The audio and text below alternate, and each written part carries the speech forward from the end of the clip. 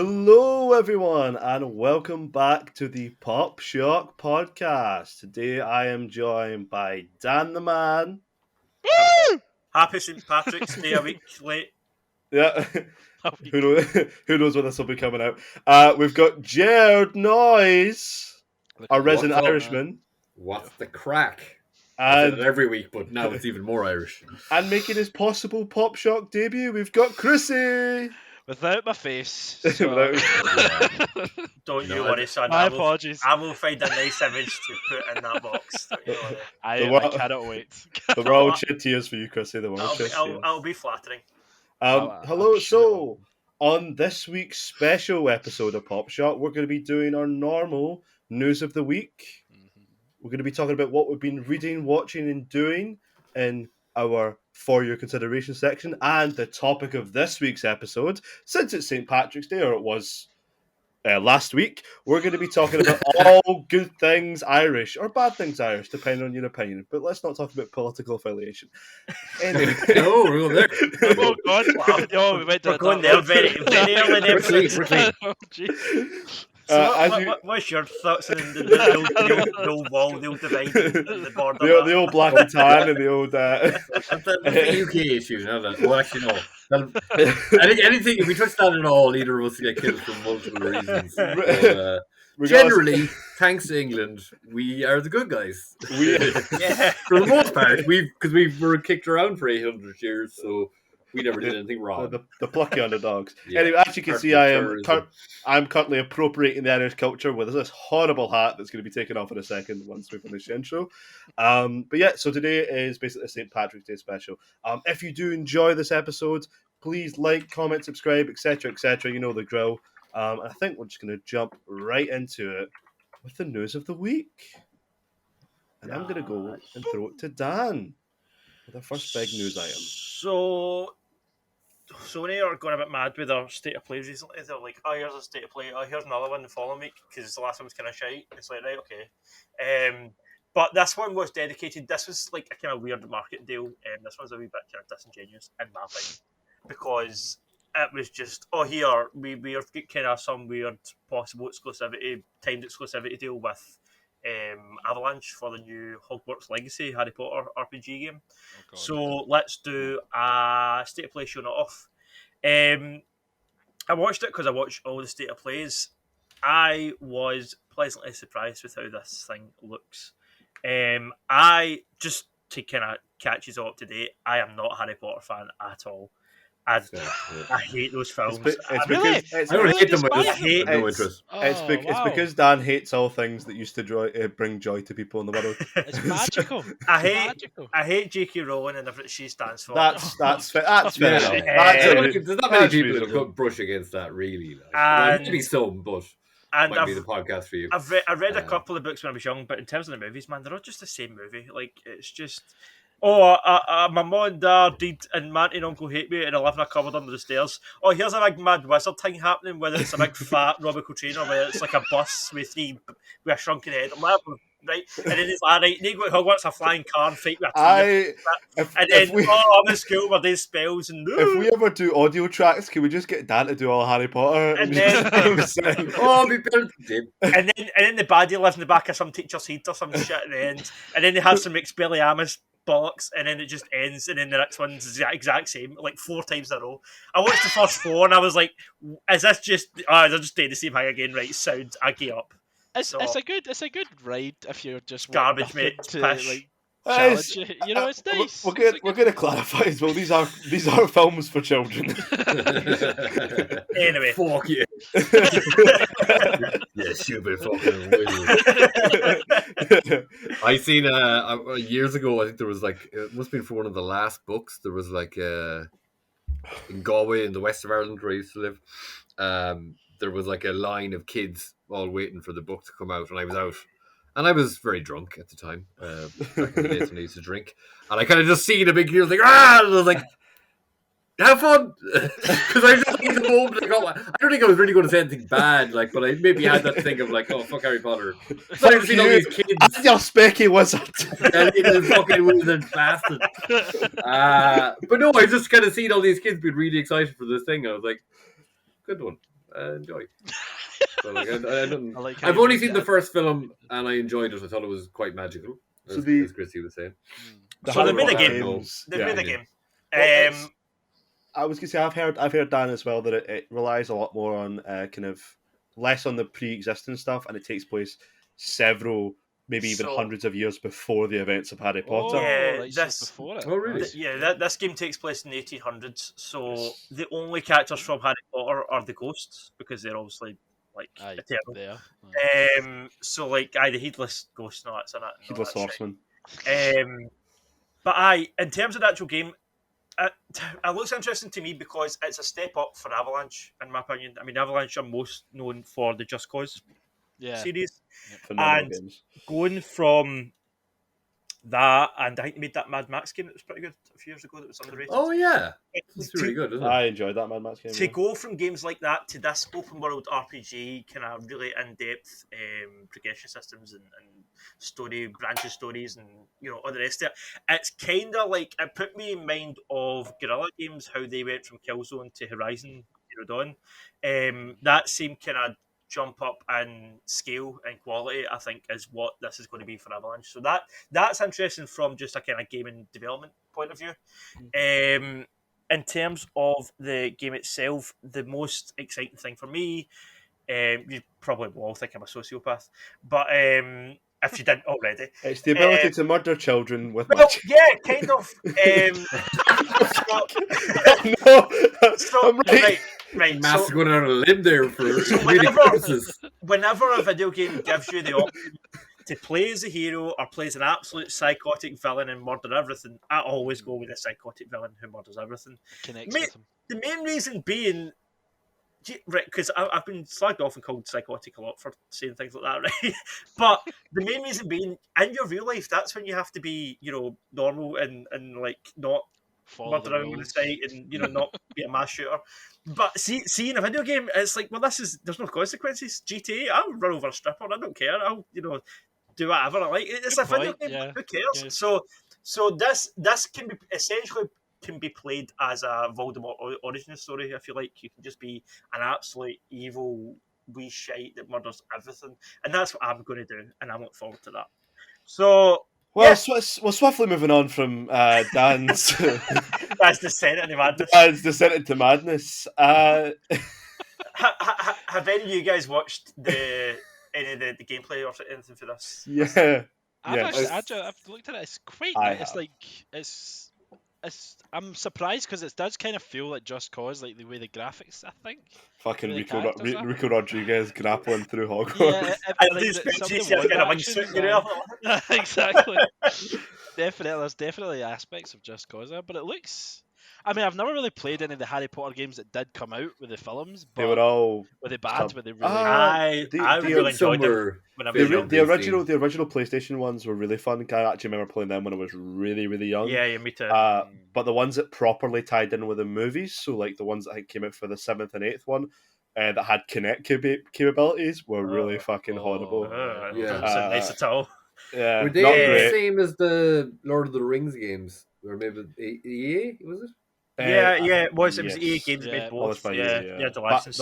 unlike the Lord of the Rings is actually good. They were Aye, good the fun, games really were good. amazing. Aye, the Yeah. games The Lord of the Rings games were better than Harry Potter games, but I liked the Harry Potter games. I remember, and I can't remember the first one or the second one. I only played the first two. You Yeah. had to, you had a garden full of gnomes, and you had to pick up the gnomes and swing them round and throw Mhm. them over a fence. And it was like a quick time event. You had to like hold X and press X. And Again, let it we're go on just the right highlighting side. some of Dan's Yeah, yeah, psychopathic yeah. tendencies. Yeah. Pastime. Yeah, That's- kill that- people with, like, that's little what things sticks in over my a mind. fence. Fuck you, you little gnome. Dan has very strong grievances with many magical creatures. But really get to the heart of my. Fuck you, internal you issues fucking up there. unicorn. Goddamn leprechaun, stealing my gold, stealing my money. This is like therapy. Voice. And another thing, fucking trolls. But yeah, it was given a release window of later this year, so it will drop before I think Christmas. it's quite an interesting thing. It's probably introducing that new generation of Harry Potter, Mm. and it looks like it is deviating from the original stuff that J.K. Rowling set in place, which is probably the best thing because Yeah. a lot of stuff's contrived and kind of the less said about her, the better. Yeah. I'd seen someone put a tweet up about her. It was like her saying, "Oh, I think Harry should have got Hermione should have been with Harry," and then someone just wrote under. He's like, "Did you fucking write the book?" You could have made that. So yes, you could have. You were the architect of this You were one. the Yes. So with that, is there anything else you want to mention more about the Hogwarts game? No. Just it looks cool. I'm going to play as an absolute villain and murder everything, as I always do in these morality games. And it looks like an expansion for Avalanche. It looks like they're kind of taking things up a notch. It's always which is positive where game studios are going in the right direction. They should be pushing themselves. Dan's sociopathic tendencies aside, I don't know how I could follow that, man. That was Chrissy, you're up, Chrissy. I might be the softer end of the psychopath. I might lure you in with chocolate or something. Well, you're up, son. Okay, now that sounds weird. This is going to be getting worse. Actually. Me and Danny are no a good mix together. But in other news, and more nicer news, Star Wars could potentially be happening again. Okay, I love Star Wars. If anyone knows, did it ever stop happening, Chris? No, well, it did. It did for a period, man. No, it did when Ryan Johnson took over. As soon as he took over, the thing was shit. But it's redeeming itself. So I think this has been kind of circulating for years since he made the prequels. But Samuel Jackson apparently is ready to return as Mace Windu, and I believe it came from Happy Sad Confused podcast. They've mentioned this.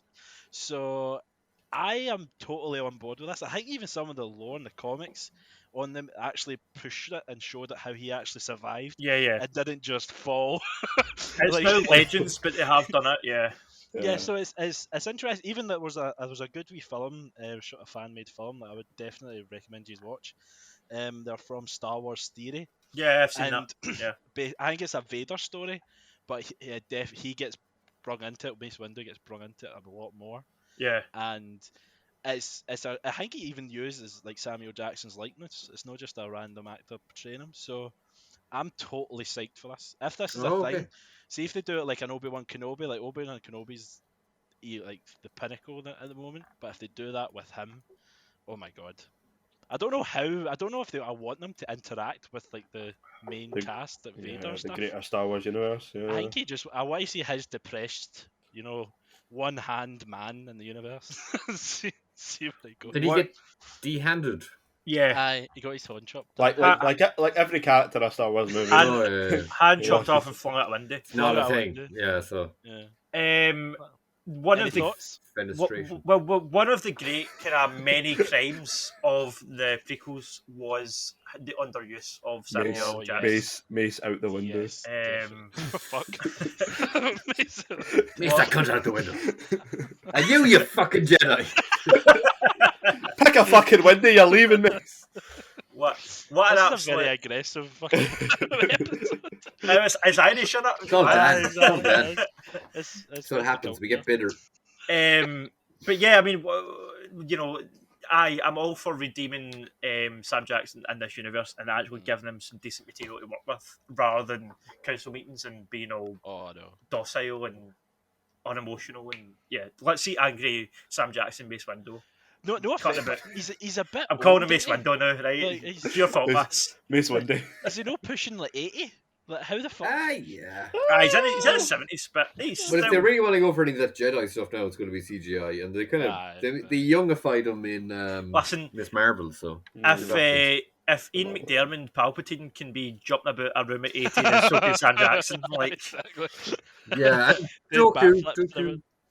Christopher Lee. Christopher Lee. Yes, yeah. Dooku. Return of the Clones? Something or another. Attack of the Clones. Attack of the Clones. Yeah. I don't know any of my Star Wars designations. Oh, that's the New Year's resolution. We'll get you into Star Wars, Jerd. We'll force you. If there's no force, need some magical ability to be able to get. If there's no Irish characters in it, he's not interested. There's no man. Well, I guess the closest we got was the fucking Bill Burr being like from Bostonian of the galaxy or whatever. Are there no Irish? Get that laser out of my face, Mando! Are there no Irish people in Star Wars? Actors wise, let me think quickly. 'Cause that would be Liam Neeson? Liam Neeson, yeah. What about Oh yes, is classic. Domino Gleeson count? Because his dad's Yeah, Benny Gleeson. yeah. Does that count? He is Irish. Don't Yeah, give him okay. that shit. Yeah, This Mr. Sunday movies calling him fucking British. Yeah, I was going to Well, say he is he's Irish. fully yeah. Irish. Yeah. He's Well, fully no, it's Irish, just yeah. he does a really snouty English accent in that film. Oh yeah, well I guess he's Imperial, but no, yeah, he is Irish. Okay. Well, technically, So that's you. Anyone else? Harrison Ford is technically Irish. How?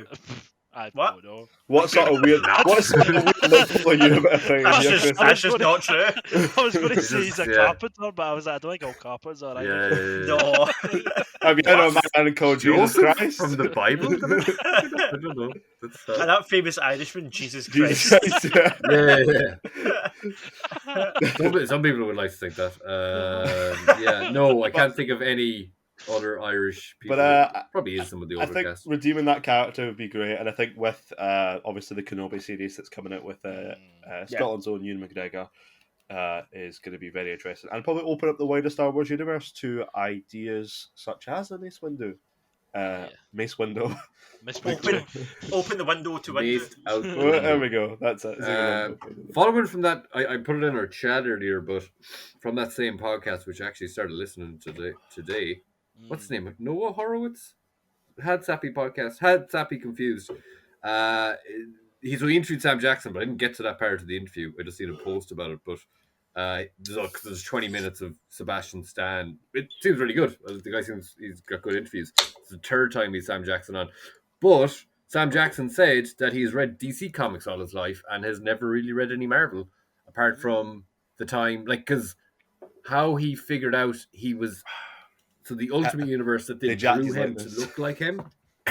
They drew Nick Fury to look like Sam Jackson, which ended up getting him, cast as Nick Fury. He got that because his wife just bought him comics, and he's like, "Oh, here, you're in this." And for his birthday, she bought him a load of comics. But yeah, he said he reads DC and has it all his life, but doesn't really read Marvel. So fuck him. Well, that's a big stab to Marvel. Fuck you, Sam Jackson. Exactly. Oh man, we need to do a Marvel versus DC episode with Jerd and Chris. Well, I will get suited booted for it, and me and you will That'll moderate. be great. Wait, why am I against Jerd? We should band Because you're together. Mr. DC. You're Mr. DC. Oh yeah, you're yes, Mr. Marvel. yes, exactly. Yeah, well, you're clear. Well, I don't know. You're a bit too DC for my Marvel taste. Classic Irishman. Anything becomes a fight. He's Irish. I heard you're racist, George. You're a comic racist now, father. You're coming racist now, father. Oh, stop. I thought very, very scattered information, but I work for a company where I have to talk to people in the UK, and so many people think it's totally okay. If something isn't working properly, they go, "Oh, it's very Irish." I'm like, that's an offensive term that you're saying right now, but I can't say this to your face. Have you ever said the iconic line? Have you tried turning it on and off again to someone? It doesn't come up as much. I don't want to get into any specifics of the job at all, but it doesn't come up as much. No, but yeah, just that comes up, or it's a lot of enjoy your Guinness now. Like, I don't actually drink. Or I get in the last few days I've got a lot of congratulations. I'm like, what? Is it a sports thing? I think it's a sports thing. Right. Yeah, another thing that's no effect on me whatsoever. Go sports. Yeah. I'm wearing sports jersey, but this is from my home county. We'll get into that later, which I probably have already mentioned them multiple times before. Sorry. Star Wars. Wait, Jackson, where were we? Harry Potter was happening. That wasn't really a news thing. It was just me going, "Fuck you, Sam Jackson." Goddamn gnomes. So sad, Paddy. We'll count it towards the news tally. Speaking of Marvel, there you go. Yeah, there we go. Segue in. It's been reported that barely. It's been reported that there is a possible MCU Daredevil reboot, remake, redo thing. Goddamn reboots. Yeah, there is a possible Deadpool project in the works over.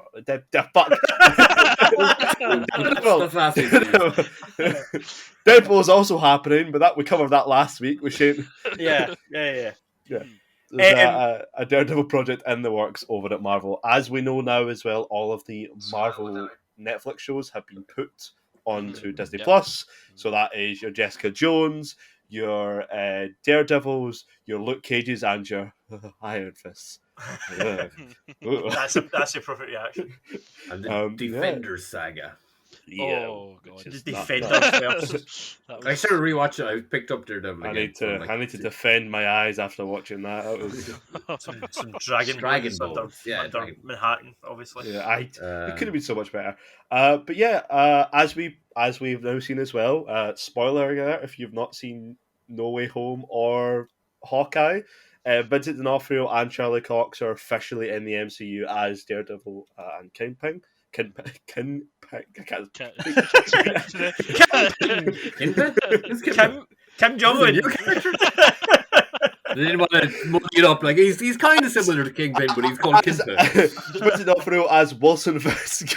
Yeah. There we go. That's it. And yeah, so that is quite an interesting thing going forward, as these characters have already appeared in previous MCU properties, and obviously there's not that much information on it yet, other than the fact that it could be happening and most likely will, with the fan reactions to both of those characters and their individual properties they appeared in. So I did write a wee piece on this, and I did gather some evidence. Do you have the Law and Order sound thing you can put over the top? Just imagine. We'll do it together. It's more of a bell sound. It's like a. I was like ding dong ding. It's more of like hitting a metal bar. Whoa, Chrissy. I don't know what that was. That just kind of came out. What was your evidence, Dan? So, yeah. Was that your findings to the court, like a lawyer, as is? Yeah, sure. I'll close my eyes while I do this, because I need to read this. Yeah, so yeah, as you said, he was in No Way Home, obviously. Earlier this month, a website called Murphy's Multiverse reported that a new entity was trading called Blind Faith Productions LLC, and they are a Disney company. Marry that with the fact that a listing appeared in the most recent issue of Production Weekly, which simply reads "Hiring for Daredevil Reboot." Also, the producers of that project are listed. One of them is Kevin Feige. Another piece of corroboration came from Casey Walsh of GTW. He claims that filming is set to begin on this show by the end of 2022 or sometime in early 2023, meaning that we will see a new Daredevil show with Charlie Cox in the lead either next year or 2024. And then Charlie Cox spoke to Hey You Guys podcast, and he said, I think at this point I'd expect to be in any project Daredevil related going forward in some capacity. Otherwise it would be a bit of a weird one scene moment from No Way Home. I don't know much, I know a little, and what I do know I'm very excited about. There's a chance it could be the next 10 years of my life. So he obviously is privy to a lot more than what we are, but I think he's fantastic as well. That's all the evidence so far. So yeah, it's coming. What I'm wondering though is, do they carry on from, like, obviously the Bullseye cliffhanger from season 4, 3, 4, whatever last one? 3. Yeah. Do they carry Don't on? say what it is. I haven't seen that.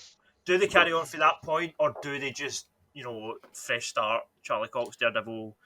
Not an origin necessarily, but just pick up from him operating in the city, and how did they go after? So my theory is that we're going to get a nice wee multiversal reset at the end of Doctor Strange Multiverse of Madness. Really? Oh. And we're going to have everything's going to be in the same universe. We're going to get our mutants. We're going to get our Fantastic Fours. We're going to get our Daredevils, plural, as I said. And we're gonna get all of these characters that are basically folded into the one universe, and then those events can basically be explained away, and it'll be most of the events of the Daredevil show will be canon, and then you have this pre-existing character of Matt Murdock who exists within the MCU, as we kind of established.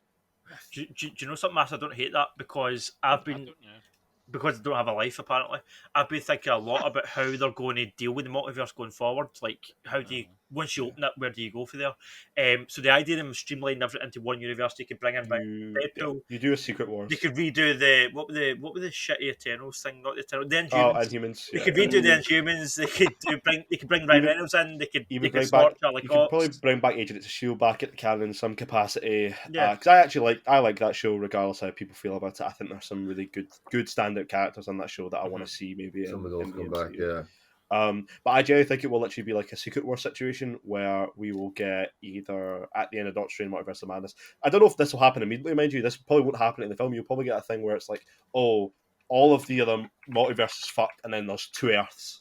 Yeah. There is fucking X-Men Earth, and then there's MCU Earth, or there's like a few different universes at play, and at the end of whatever this multiversal event is, they all get squished together at the end of the same as happened in the Secret Wars comic, the 2011 one or 2014 one, the most recent title to have that name.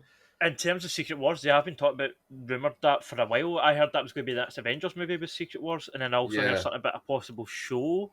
Well, obviously, they also said there is going to be no Avengers thing. Yeah. There's going to be not going to be another Avengers designated film. Well, that's the thing though, is that like if you look at the wide canon of MCU, Marvel stuff even that they have to, because Marvel works with a rolling timeline, there was so much stuff you could pick and choose out of the comic timeline that you could definitely incorporate into the film series universe. And I just think that it would be in their best interest to probably, if they're going to do the multiverse, they have to do it. They have to be like, there are all of these things that existed that were Marvel properties were canon in a different universe, and then they bring them all together, or they destroy some of it off, and they do the whole thing where it's like kind of convergence. Like DC's convergence is the kind of some of it, but better than that. But like kind of Secret Wars, that kind of thing, with your various multiverse. Because even if you see it at the moment, like Secret Wars basically was the Ultimate Universe and the mainline 616 Marvel Comics universe were the last 2 Earths left, and then Doctor Doom basically stole the powers of a god, not a god, but it was one of the, there he is, Molecule Man, I think it was. He stole the powers of Molecule Man. Molecule Man, and then basically reset the universe. And then after the events of that, both Earths became combined, and then you had certain characters who remembered what happened. So you had Miles Morales be part of the main 616 universe. You had Old Man Logan come through, and then you also had, by the way, Reed Richards, the Maker, is still canon in current Marvel Comics. So he's the evil. He's the Reed Richards of the Ultimate Universe who turned out to be a villain in that universe, but now he's back in the MCU. He's back inside the main 616 universe at the moment. I think he most recently appeared in Venom. But yeah, maybe doing something like that would probably help Marvel out in terms of adding in characters and explaining where movies go. I would be surprised if Multiverse of Madness is the reset, then that sets everything together. It'll hint at it, but that's a lot of work for them to do with also all the shit they're going to be doing in that film. I think it's the catalyst, definitely. Like, No Way Home is going to be a separate thing. Yeah, No Way Home was the prelude. A couple of years. Yeah, No Way Home was the prelude, and then I feel like Multiverse of Madness is the first stage of the multiverse saga, in my opinion, or whatever it's going to be called. Well, what kind of annoyed me is the way they set it up in Loki about like, the multiverse, and then like Spider-Man's multiverse was a whole separate thing. Yeah. Doctor Strange's multiverse is going to be a whole. It's kind of, I guess, related to Spider-Man because it's what he was fucking at. He was fucking around and finding out in his own film. So I assumed, and this is without going off it too far away from the news story itself, with Loki, the moment that Loki killed Variant Kang, whatever his fucking name was, I can't remember, that meant that all of the universes happened at once. Everything just happened.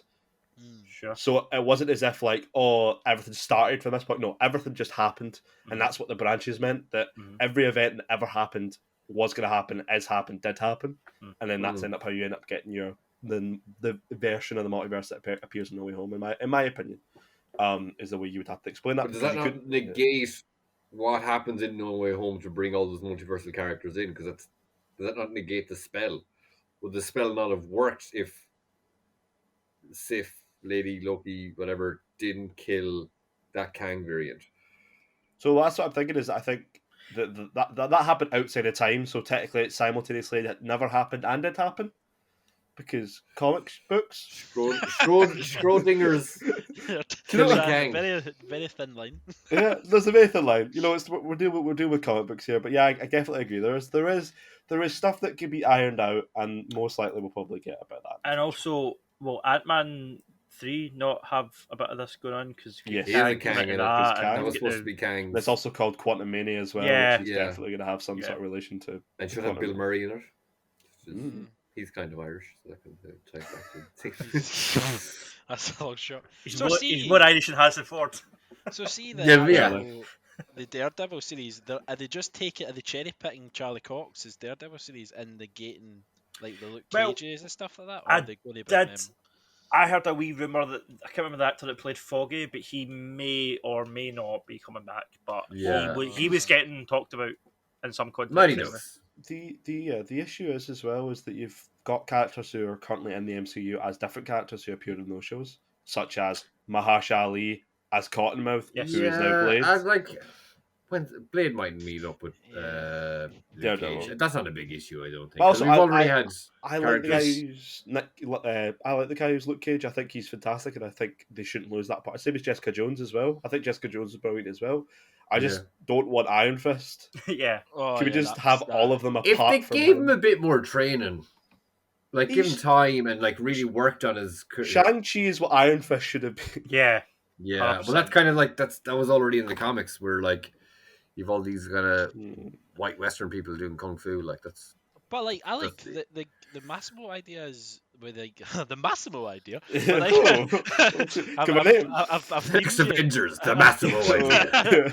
But like you could do the thing what happened in the Spider-Man No Way Home with Jamie Foxx. You know, you could, as what you're saying, a different version of Daredevil, a different version of Luke Cage, maybe with a slightly tighter T-shirt or something like that. Yeah, like that are just a variant in that universe. But also, a lot of people are saying this, like, oh well, like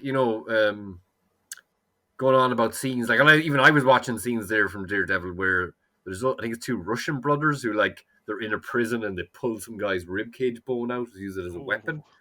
But like saying, oh, you can't have that in the new Disney Plus. Like, yeah, but you're not going to redo every scene that's already been done. Also, Disney Plus have put it on their platforms. It's there. It's part of Disney Even Plus. In America now, it's not separated in America. So it's America, yeah. They don't have to go, oh, do you remember that time? And they recount episode 6 of Daredevil. That's not going to happen. So Daredevil has a weird flashback cutaway thing, like Family Guy. Flashback.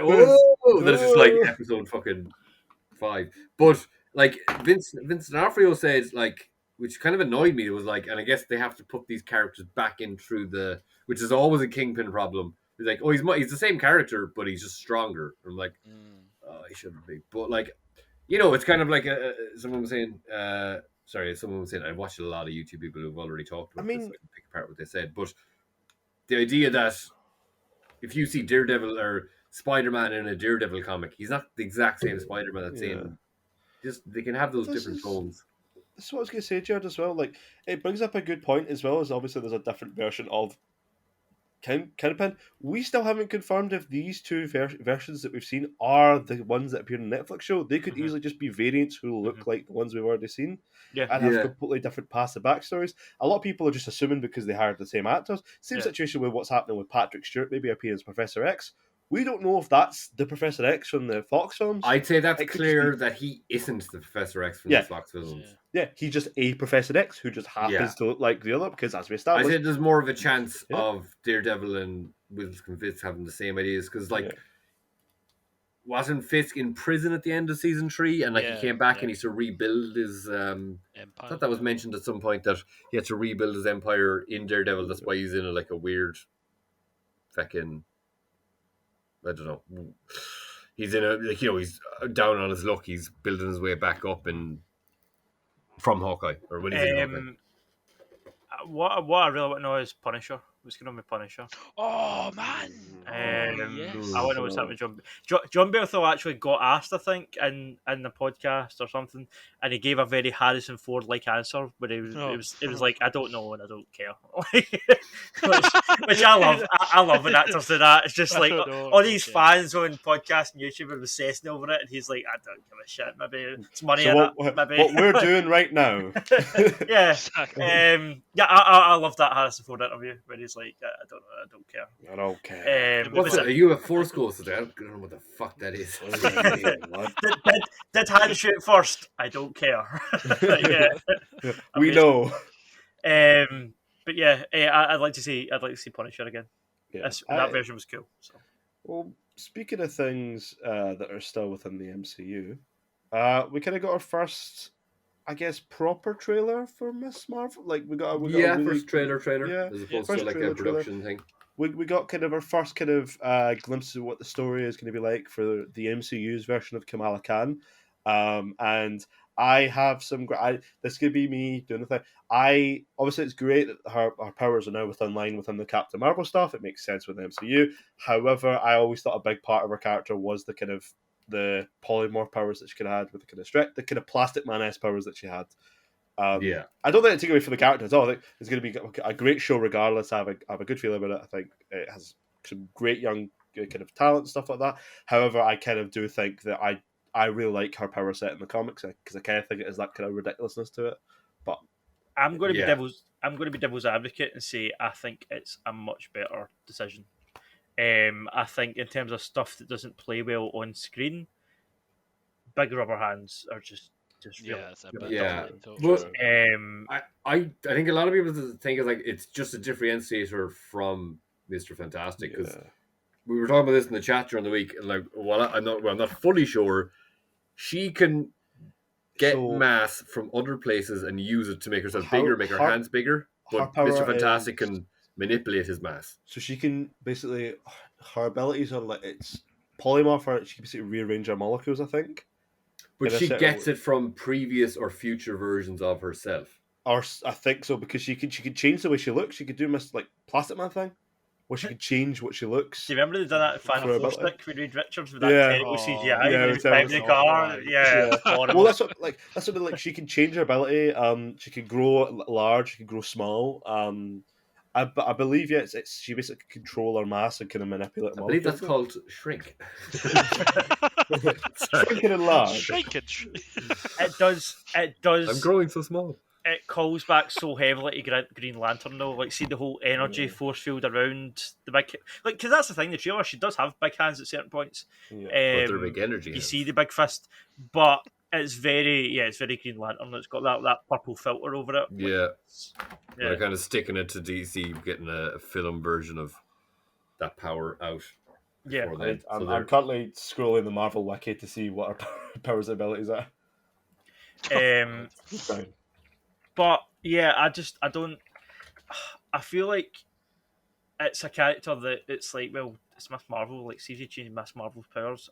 In the grand scheme of things, how many people are actually going to give a shit? Like, I really don't think it matters on him. So it's not like you're changing Spider-Man's power set. Do you know what I mean? Here's the interesting thing as well is that she's an Inhuman.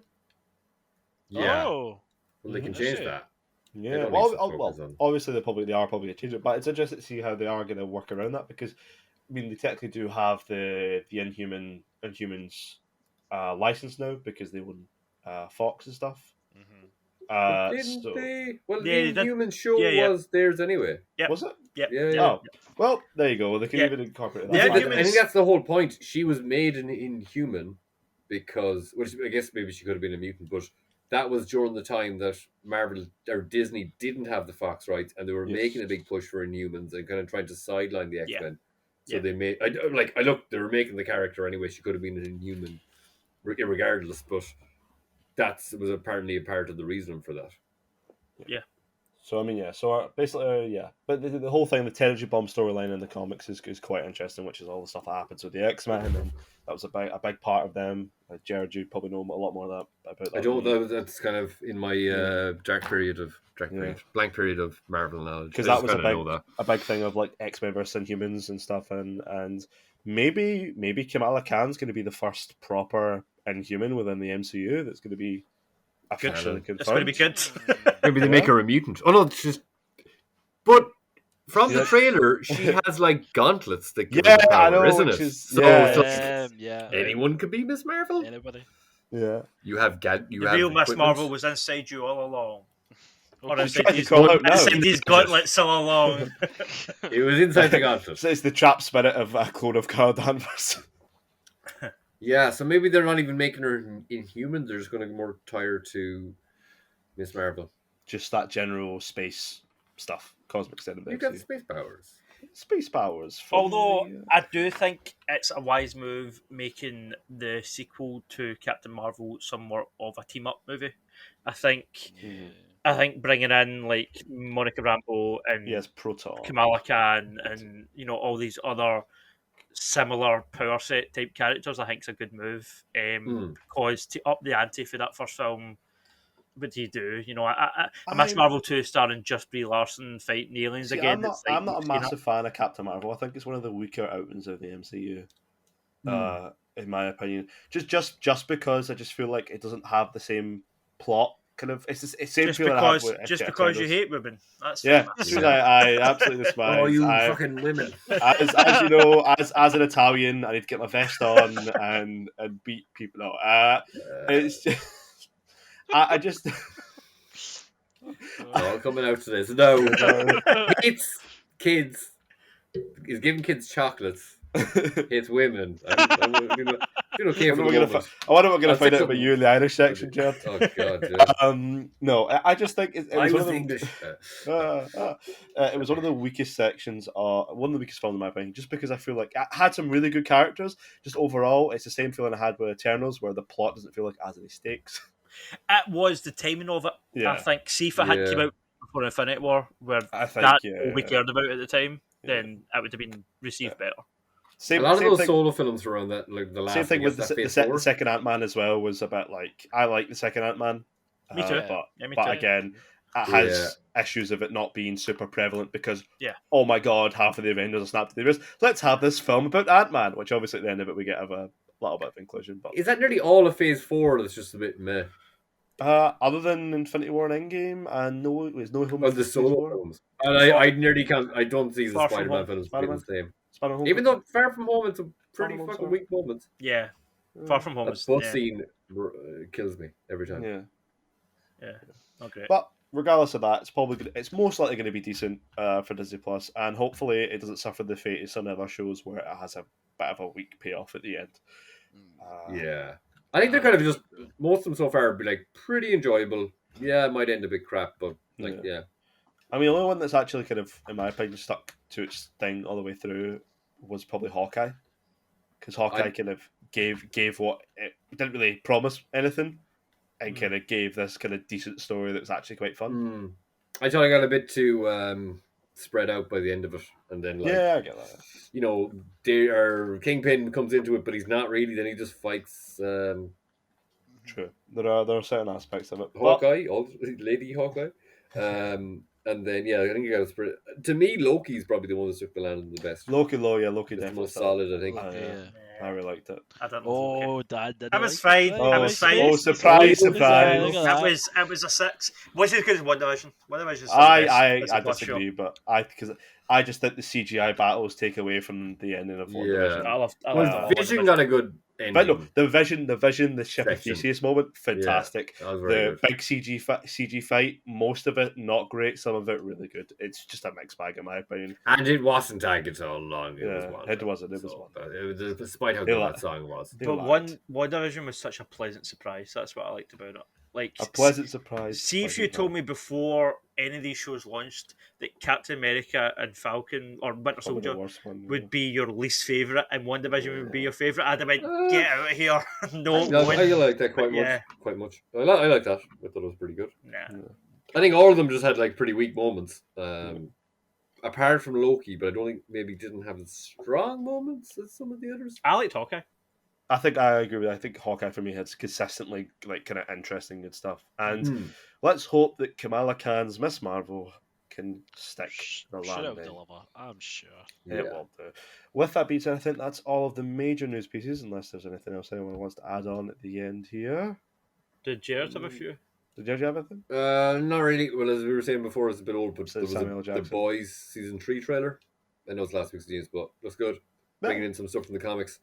I kind of wish they kept Jason Ackles what he was going to look like as a secret, in my opinion. Nah, we only got a brief glimpse. We know I thought it was a really effective teaser. Well, no, because I wish that he'd only appeared at the end of the teaser when he's had that big beard. And I wish there'd been no mention of him in the teaser at all. If you know what I mean. There was no like. There was dialogue. True, but there was a full song. It was just like was like sound from the scenes, but there was no actual speaking. I think in comparison with what they could have gave away, they were very restrained. They showed a lot of restraint. I think And we kind of knew he was essentially Captain America from the Boys. They announced who he's playing, and didn't they already show a costume or they kind of the statue or something like that? Well, we knew he was playing a type of Captain America. True. Who's more maybe accurate to being Captain America, and that he's from that time. There's a chance of being a bit racist. Yeah, homophobe, etc., etc. Is he not gay? I don't know. The I character thought or the the character actor? was. I thought the character was gay. No idea. I no don't. idea. I thought he had a thing with Homelander in the comics. Maybe that's a spoiler. I think Sorry. a variation did, but not the original There's one. been two Oh, appearances in the of comics, yeah, Because there's not. there's he not isn't just actually one. the old one. There's three, I think. Mm. Which I think in this one they're going like Captain America, where this is the like same as Stormfront. This is the original one, which I think is gonna be great. Because who knows what their version of the Star Spangled Man with a plan is gonna fucking do to this universe. But yeah, I believe that's us finished with the main news stories of the week, and now we're going to be moving on to For Your Consideration, our weekly segment where we tell you what we want to read, or what we've read, what we're watching, and if you guys want to do it, you can do it. Really, not the best summary of that there, but Good job, we Master. keep Well done. So yeah, I'll throw it over to Dan. What have you been reading, watching, or listening to this week? So we went to see the three Godfather movies over the last 3 weeks. It's been 50 years since Godfather, so the cinemas were showing the trilogy. The first movie was like it's the same cut, but it's a new version, 50th anniversary, 4K, restored audio, blah blah blah.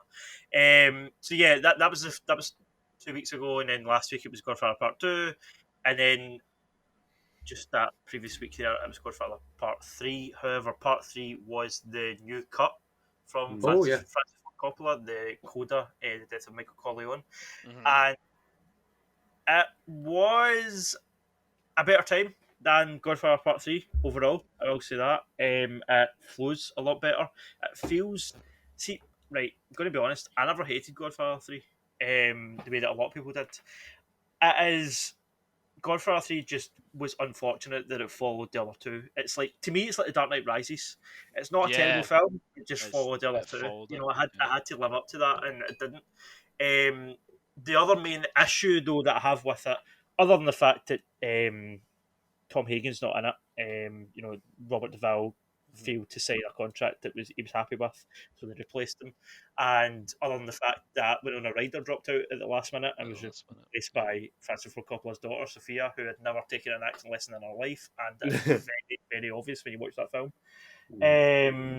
Although circumstances aside, I do feel a bit guilty and a bit sorry for that poor lassie. Although she did go on to have a great career as a director, so I'd say she's pretty okay with it. But so what this cut does, it does a good job of making this third film feel more of a part of the other two. Like, I always felt it was really disjointed. Specifically, Al Pacino's performance, I always thought he wasn't very Michael Corleone in Godfather 3. He was a bit more, in the original cut, I always thought it was a bit more aggressive and a bit more jokey. And I think Al Pacino could have done that as he got older as an actor. But he really didn't feel like the same reserved, calculating character that Michael Corleone was in the first two. This cut does a bit of a better job of cutting around that and making him feel more consistent, which I really appreciated. It also, there's less fat, it doesn't drag as much. Like the start of Godfather 3, you see the whole papal ceremony where it's like some high up bishops giving Michael like a religious ceremony award thing, and it cuts all that out. It just cuts to the after party for that, and then the kind of business perspective that he's got on, the reason he done this, and then why he's making these deals, and how's the bishop needs out, and okay, but now you're in my pocket, and it kind of gets to the heart of all that stuff more than it does, I don't know, just long shots of Michael at the altar, which you don't really need. However, so the two biggest changes are the start and the end. The big change at the end was the one that I wasn't as happy with. So spoilers, Godfather 3, 40-year-old film, but spoilers. So yeah, Michael's daughter gets shot on the steps at the Opera House at the end, and you get that incredible performance where Al Pacino's in anguish and pain. You know, he's sobbing, but they cut the audio, so you just see his screams, and it's so effective. And then they do that cut into Michael dancing with Apollina from Godfather 1, Michael dancing with Kay from Godfather 2, and then Michael dancing with his daughter, Mary, in Godfather 3. And then they cut to Michael as an old man. I think it's like 1997 supposed to be. He's like in his 80s. And he's sitting in Sicily himself. And it is so pathetic and tragic. And he just flops over and dies as an old man. And the whole point is, yes, you can live this life, and yeah, you can have some prosperity and whatever, and make some money. But see, at the end of it all, you die alone. You know, if someone, Jesus. the Godfather is a tragedy. It's Shakespearean. It's like, you know, his daughter dies, and then he has to suffer and live alone for the next 30 years. Then eventually, he just slumps over and dies. And that is the whole effect of kind of the reason to.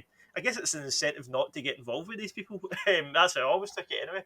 Whereas this new version, so it cuts to him sitting in his seat in Sicily as an old man. The camera faces him in a kind of medium close-up shot. He puts on his sunglasses, and then it just fades to black. And then we get a quote saying that a Sicilian never forgets, and the credits roll. And I was like, so the whole thing about this new cut, right? In 1990, when Coppola made this, he wanted to call it the death of Michael Corleone, and the studio Paramount said, no, you can't do that. That's spoilers. You can't. You don't have the death of the character in the title. We can't market it that way. So he get forced to call it Godfather Part 3. So now that he's getting this cut and he's getting to give it that title, he didn't show the death of Michael Corleone.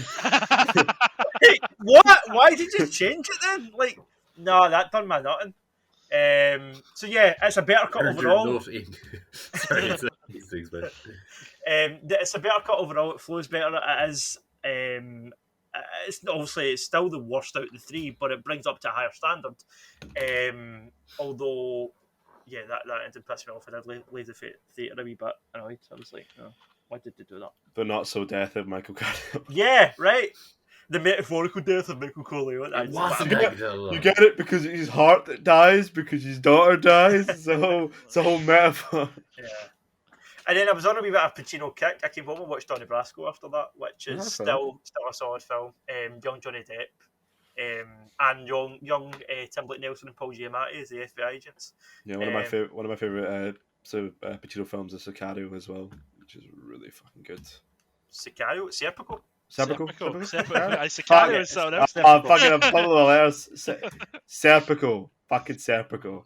My letters are all fumbled today. Besides Got to See the Godfather, I don't know if you guys watch a YouTube channel, The Escapist and the Zero Punctuation Reviews. Nope. He reviews video games, and they all have this yellow background. That's what it's kind of known for. And they're all kind of animated. And he pretty much hates every single video game that you can imagine. He's one of these guys. I don't really watch him for an actual take. I just watch him for a laugh. And his last couple of reviews have been hilarious. Like, some of the stuff that I really aspire to as a reviewer, just really, really funny. Absolute brutality, not holding back whatsoever. He did that Horizon Zero Dawn sequel, Forbidden West. And I think he also did Elden Ring, but I think he liked that. But he did another one. I can't remember what it was. No, the Tokyo Ghostwire. Yeah, it must have been Elden Ring. But anyway, his last couple of reviews have just been hilarious, man. And I will link you to them after this. I go and watch Zero Punctuation because he's some of the best reviews on YouTube in my opinion. And he hates everything which really speaks to me. Yes, of course. Hatred breeds hatred. Yeah. That's how it is. But yeah, that's what I've been watching. Fantastic. Well, Jerd, what have you been of watching, listening, or reading over this St. Patrick's Day? What I've been reading? Well, I guess in preparation for Moon Knight, and it's kind of Irish. I've always meant to read more Declan Shalvey. Well, he is the artist on it. Warren Ellis is the second writer. So the first 6 episodes of their, I don't know if they're reimagining, but they're the very famed run of Moon Knight. So they did the first 6 issues, and then they don't do any more than that. I always thought it was going to be more. And then when I was checking up the run on Marvel Unlimited, I saw that it was down as 17 issues, but they only do the first 6, and I thought it was really cool. But I just wasn't really as arsed following on with it because the team completely changes apart from the colorist, Geordie Belair, who I think may be Irish. But yeah, I thought it was really cool. But just when I realized they'd only done those first 6 issues, and they kind of set up a new story, I just wasn't arsed continuing. Now I don't know. I haven't looked into how well the remaining parts of it are received. But I do want to try and read a little bit more Moon Knight before the show. But sometimes it's better to watch the show than get the Then go back, yeah. more Yeah. direct version in the comics then afterwards. Have any of you read it? No, I have not. I did. I think I asked you this in the chat. I can't remember if you said or not. Did this sort of sudden shift from Warren Ellis working on this book have anything to do with the sort of cancellation of Warren Ellis as a I think I did reply, but it was to my knowledge, I don't know anything about that. I just assumed it was more recent, and that book was from like 2012 or something. I'm not Oh sure the right, year. oh well then yeah. I think it's at least a decade old. right. I've heard Okay. about it for a long ass time, and I know there's been other kind of really big runs on Moon Knight since. So I don't believe so, because Shalvey didn't continue with it either. Right. He just did the first 6. Other than that, I watched not that nerdy, but The Sound of Metal. Uh-huh. The Rizamid film where he plays a drummer who loses his hearing. Solid film. Yeah, I thought it was really good. Meant to watch it for a long time, but just didn't get around to it. Really good. The audio mixing in that film was really impressive. Yeah. The way they portray, obviously, this film being deaf. And the different element, there's different stages of hearing in the film too. Yeah, really well in done. multiple ways. Thought it was really good. Thought it was.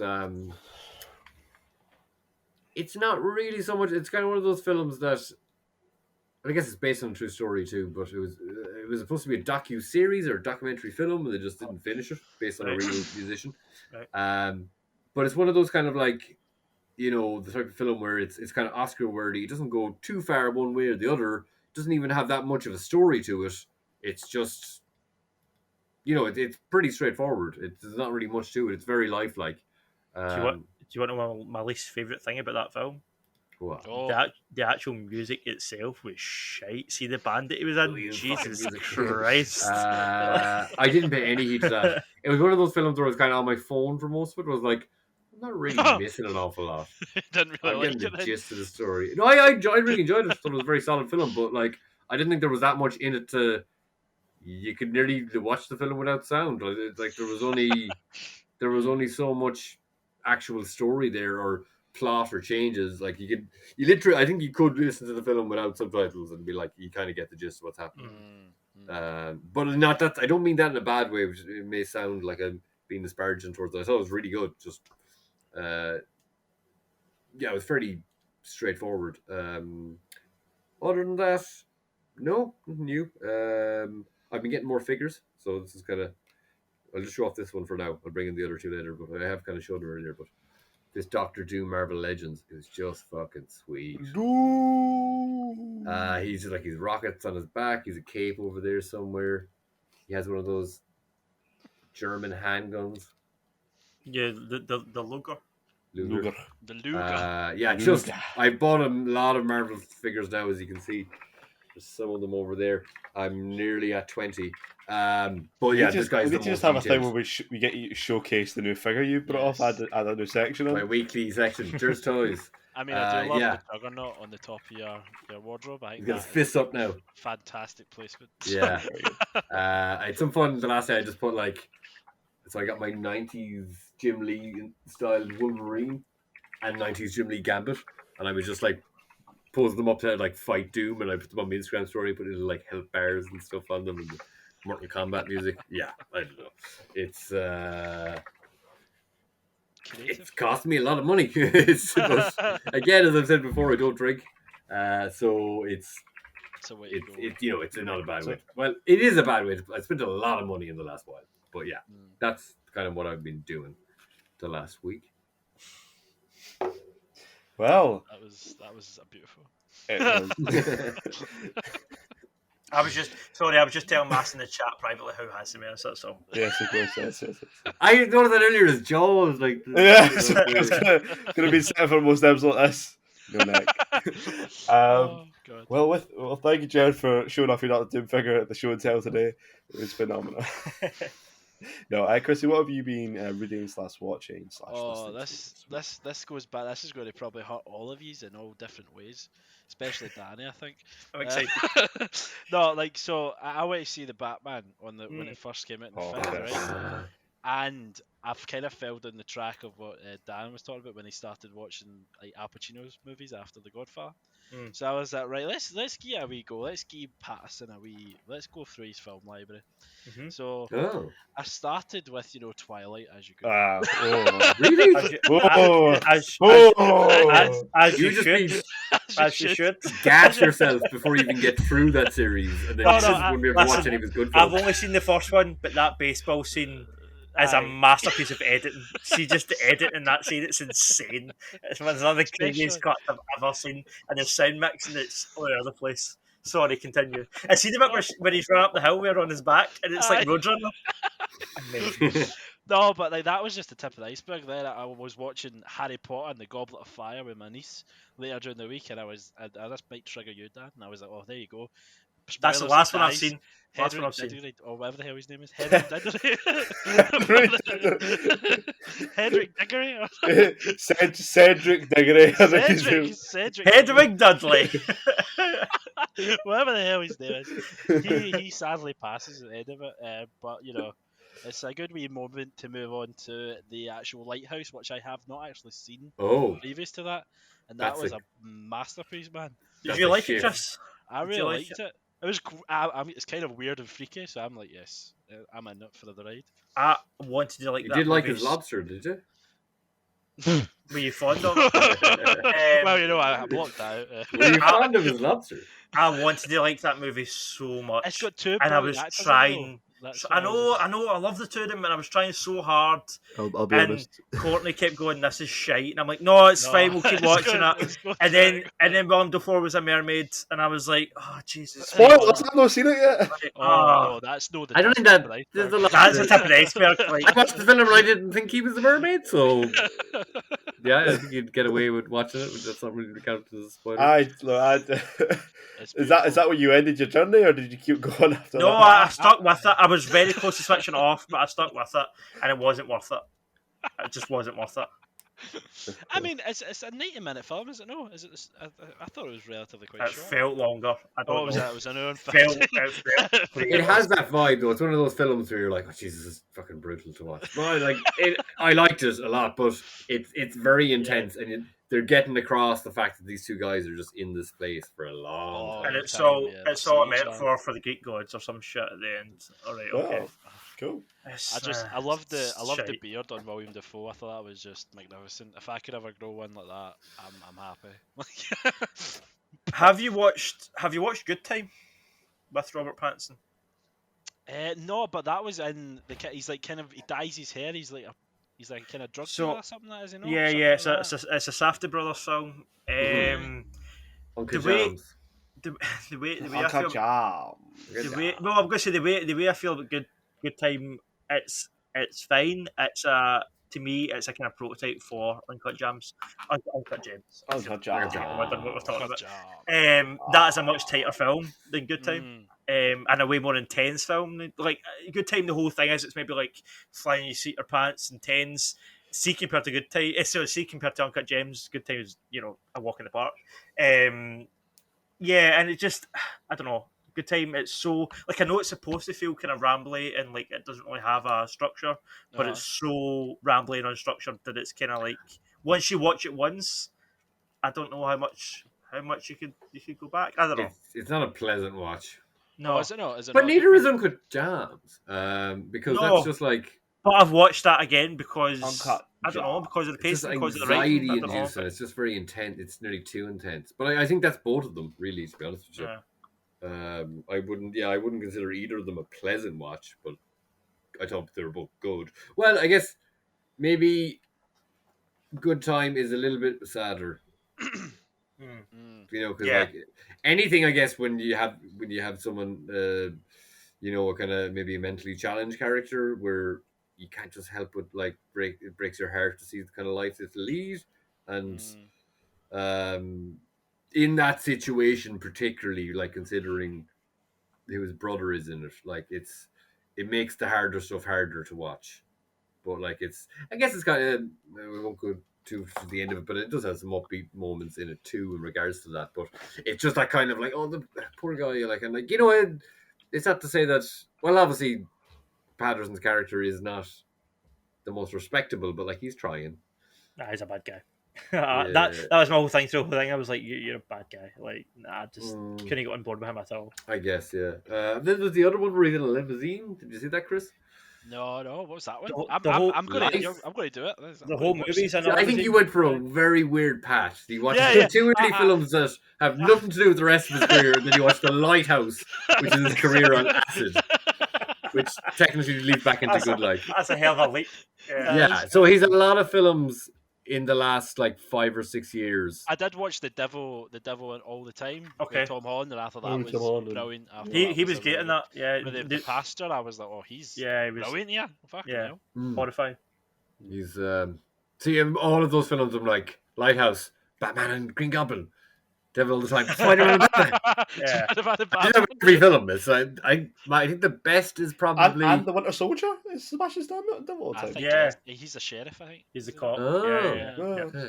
So I think maybe not the best one because it's tough subject matter, but Spotlight, Hulk, and Howard Stark, Sabretooth. Ah, yes. Shit, I can't remember any of it. Batman.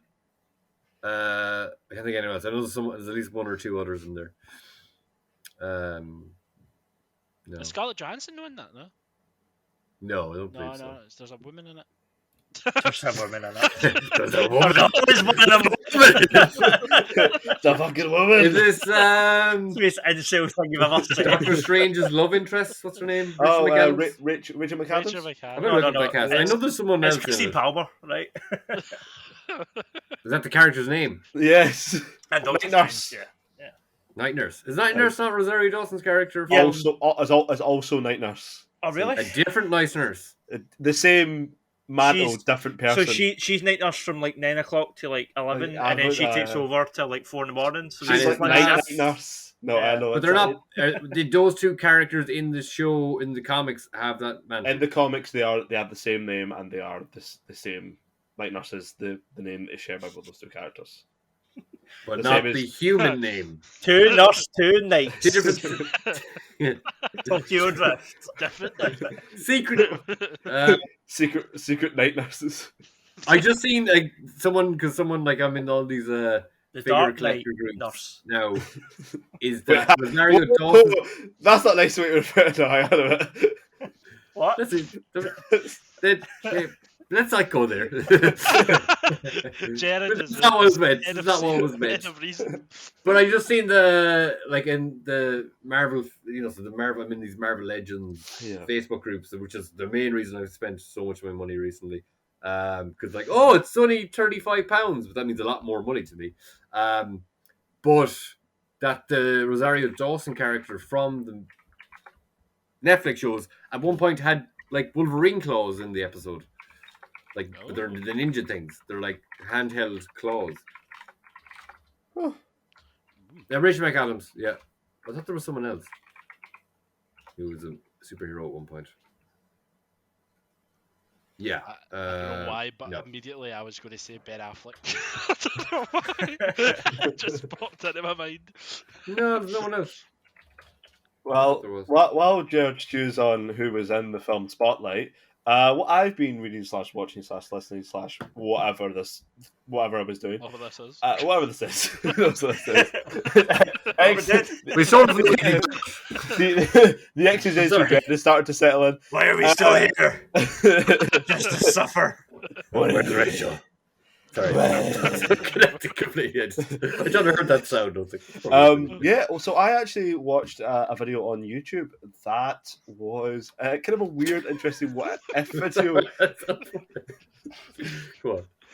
That was the idea of what if the Spider-Man in the MCU was Tobey Maguire's Spider-Man. And it's by this guy called Ben Vassy. It's not really got a lot of views, this video, but it's got 1.5K views. But it's a really well done video where it's like all of this. So it's basically the plot of the first Avengers film, but you put Spider-Man in there and have him as like one of the main characters who basically is like involved in the plot and stuff like that. So like there's the scene where Iron Man gets stuck in the propeller thing, on the shield hair carrier when he's like pushing it. Instead of him like basically getting chopped up and shit, do that. You have Tobey Maguire Spider-Man fucking spraying webs on it and pulling it out and stopping it, right, and stuff like that. And it was just a really interesting take on What If. And although I was watching it, I was like, okay, it kind of feels like they aren't adding a lot of the characters there, and it's just saying some of the lines other characters would do. I was kind of just interested with the way the art style was. It was kind of like done in the comic booky style. It's like everything was cell shaded over the top of it. And it's a 2-part video. The second part's coming out, I think, soon. But the first part was quite interesting, and it just was kind of interesting to see what people's ideas were like of having a character like Tobey Maguire's Spider-Man, who obviously we've now seen in the MCU, spoilers. What would happen if he was an architect, if he was part of the original MCU, and what that character would have looked like if you put him in the situation such as the first Avengers film. Is he the age he is in the films, or has he aged up? He's aged up I think he's aged up a little bit, but he is pretty much the age he was in the films. So, because I think it's like, remember, because the last Spider-Man 3 took place in 2006, 2007, and then Avengers came out in 2012. Yeah. So you're talking he's maybe 5 or 6 years older, so he is like in his... So he's like, at this stage in the MCU, he'd be like... He is Spider-Man, like, pretty yeah, much. he wasn't old man, he would be how old? He was like in his 30s, basically. At that point. No, because remember, Spider-Man 1, he's supposed to be 17, 18, and then by the time he's getting the character ages. So he was 24, so he's probably about 30 now in the MCU timeline. So there was a time when Garfield was going to join. Yeah. Like, there was talks of that. Yeah, and there was. That'd be like, one thing that I seen was a strange thing when I seen a picture of, because, you know, I think we talked about it last time around, was Garfield lived in the same house with Patterson. Yeah. I would be very weirded out if I was to like read a comic and Spider-Man. I had to believe that Batman and Spider-Man was the same age. I'd be like, Spider-Man's got to be younger than Batman. Yeah. In my head, like, even though Batman's only supposed to be like 30 or something, technically, canonically, for most comics. Isn't that right? Yeah, give or take, yeah. Maybe now he's older. But Pattinson didn't play Batman at the same time that Garfield played Spider-Man, so... Yeah, I guess. Oh, I know, but just seeing the two of them together to think if they were the same age. Think of them as being contemporaries. Like, obviously, Garfield will be the older now, and even if they're doing it in the comics or in the films going forward, he will be older. Yeah. But I found it really just an interesting thing, and you just had certain bits were recontextualized for that character.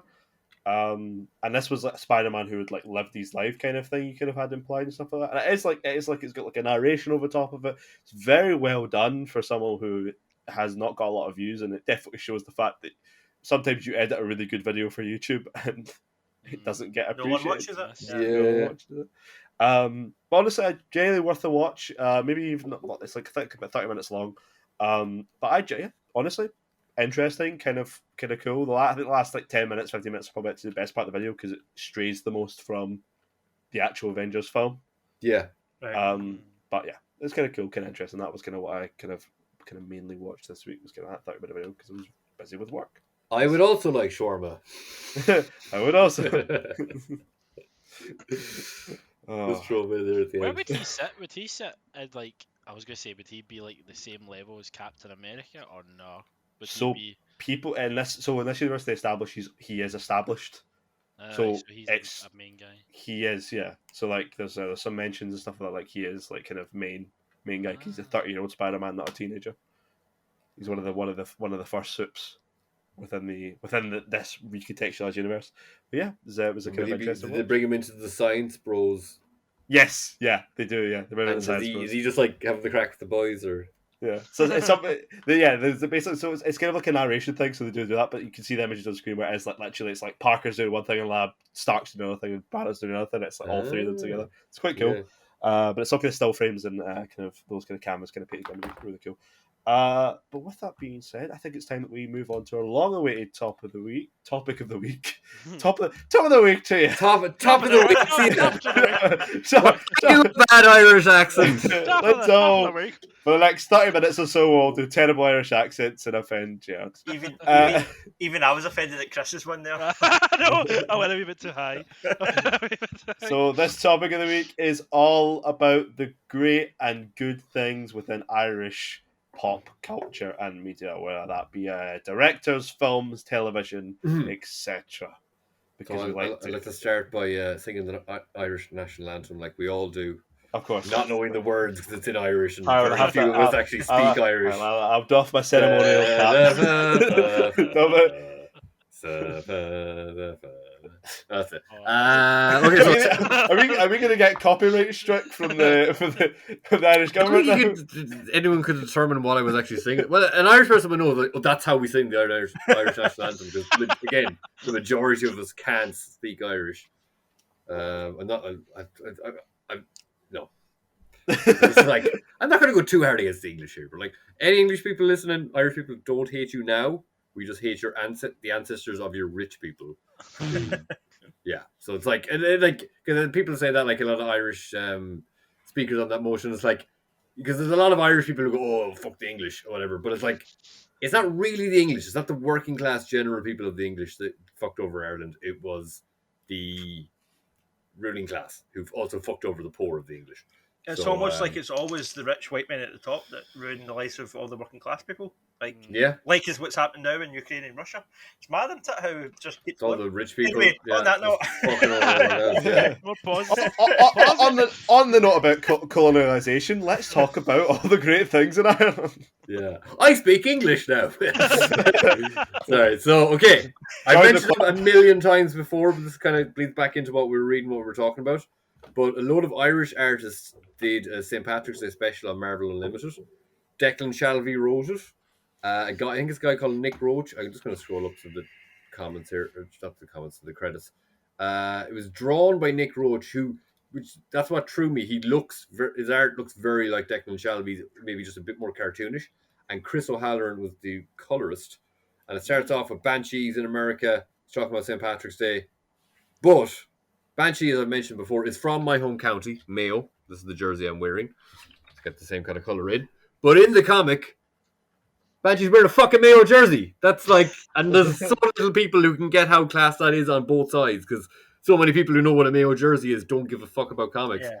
And so many people who comics don't know what a Mayo jersey is. That Venn diagram isn't very big. Like very small. I'm the main guy. I'm the main guy who's interested in this.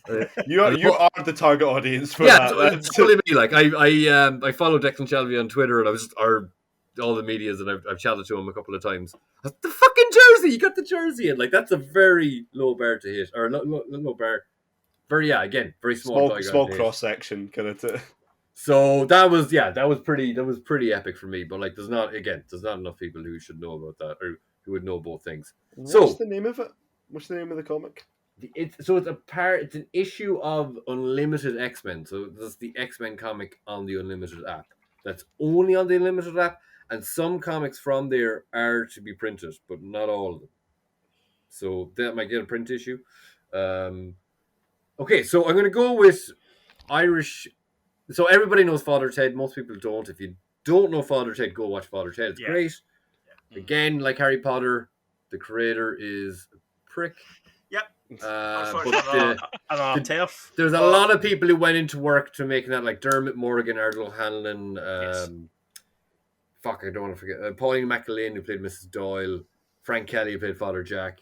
And then there's other writers, there's a host of Irish actors and comedians who worked on it. So Tommy Tiernan's in it.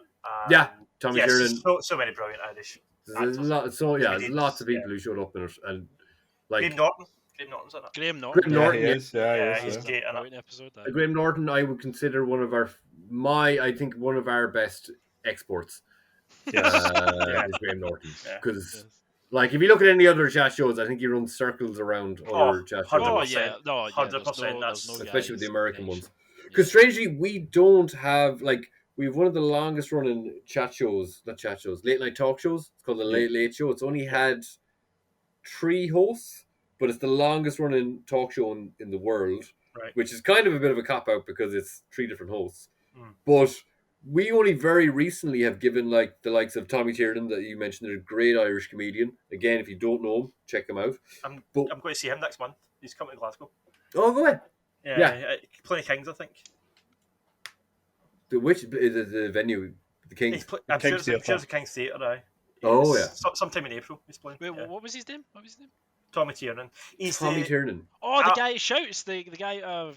What's his name? He does shout a bit, yeah, that's part of his. Derry Girls. Is he? Yeah, he's a dad in Derry. No, I he doesn't love- shout in that. He's the dad in that, so he's No, very mild. I He's very fucking against love him. type in that. He's Yeah. a brilliant comedian. I love his stand-up. I've seen the stand up about him being Irish and being drunk is I'm phenomenal. looking forward to seeing him. We're drunk because we're Irish and Irish because we drink or something like that. It's so great. I'm trying to think of any good bits he's had in particular. He's one of our best comedians by far. Yeah, He's yeah. very Irish. But so only very recently, so our national broadcaster, we'll probably mention a couple of times here, is RTE, Radio Television Yes. Éireann.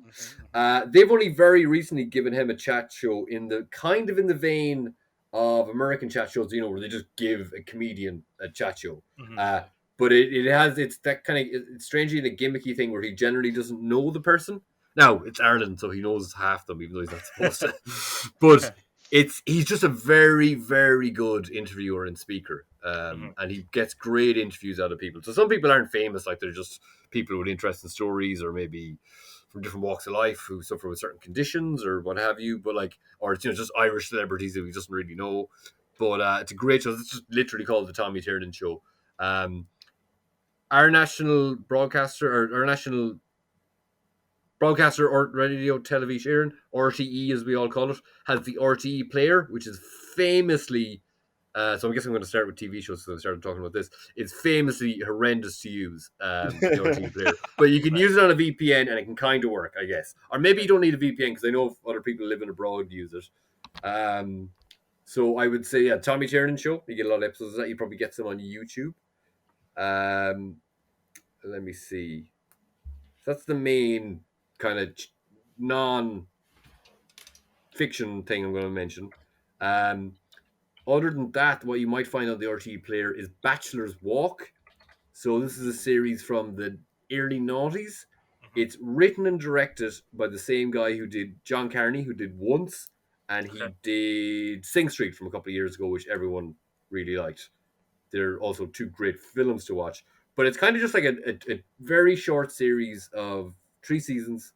For something to do with music rights, you couldn't get it anywhere for years. So I paid some random guy on Facebook for scans of the DVDs, and I was able to play it. Like, I hadn't seen it since the early noughties. Great show.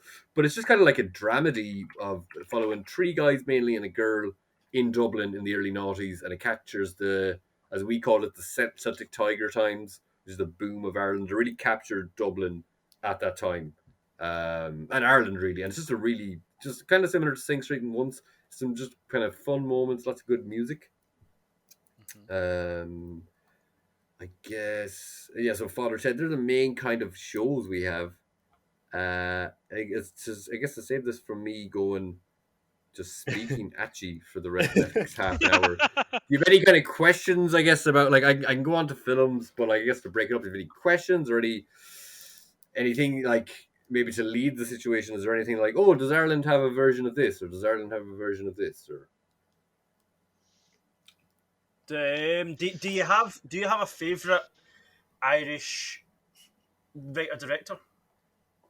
I guess I'd have to say John Carney. I met him once or twice. Oh, sure. So yeah, like that Bachelor's Walk show was, I guess, mythologized by me because I hadn't seen. You weren't able to get it for so long.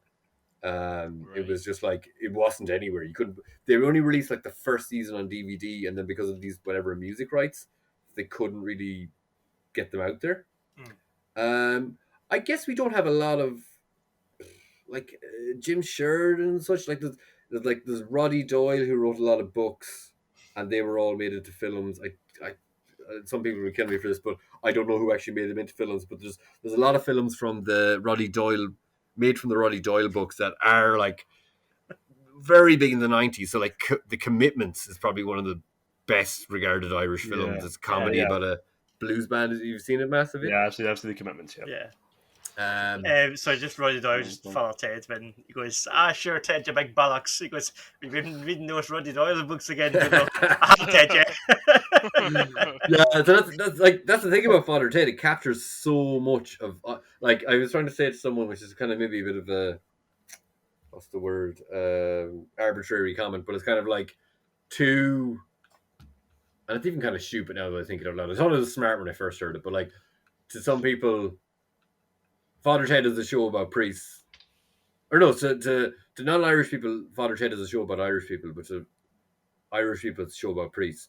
Which is kind of stupid because Father Ted's about everything. It captures so much of Irish identity, and like the episode where they keep one of Eurovision is phenomenal. It just sticks in my head where they go to the Eurovision Song Contest. They play that terrible song on the keyboard. Oh yeah, My Lovely Horse. My Lovely Horse. My Lovely Horse. Yeah, because like that's even just there. That's like because that's a very like thing where it's obviously the Ireland won the Eurovision Song Contest for like 3 or 4 years in a row. A couple of times we came back, a few times, and then it was because of a tax break. Was it? Yeah. Eventually, like it was a financial thing because it was cheap to do it in Ireland. Yeah, the joke was that he wanted to lose because it was costing all the government too much money to keep holding it. Yeah. I thought I'd never even heard that before. It's fucking phenomenal. Like it's a really good backstory. I remember seeing it. I can't remember where I saw it, but I think it was one of those kind of like documentaries that are like Channel 4 or whatever late at night, and it was about Father Ted and stuff like that. Yeah. They kind of fill in on the writers fill in on the backstory of that it, kind of thing of where this episode kind of came from and stuff like that. I can't remember. It was fucking years ago now. But I remember that sticking with me. It was kind of funny. There's nearly any quote you could say from Father Ted, nearly every Irish person knows. Mm-hmm. Because we have such a, we don't have much shows. But it's, I remember like when I moved to college and like, obviously I was probably, I think I was in 4th class. So I think I was 10 then. No, 4th class. I was probably about 11 maybe. Not even sure. But when it came out, we watched it. I remember we were in a house party, college times, and someone was like, a guy from, even though I'm from the country, guy was even more from the country. He's like, I was in Father Ted out in the car, there DVDs. Will I bring them in and we watch them? Like, it's the day after party and whatever. And I was kind of like, fucking Father Ted, like. And I was like, but we threw it on. I couldn't get over how fucking funny it was. And it's the kind of show that only gets funnier the more you watch it. Yeah. So like, even Christmas Day, we were watching the Christmas episode. Like, we have to throw it on. It's there. Toductious.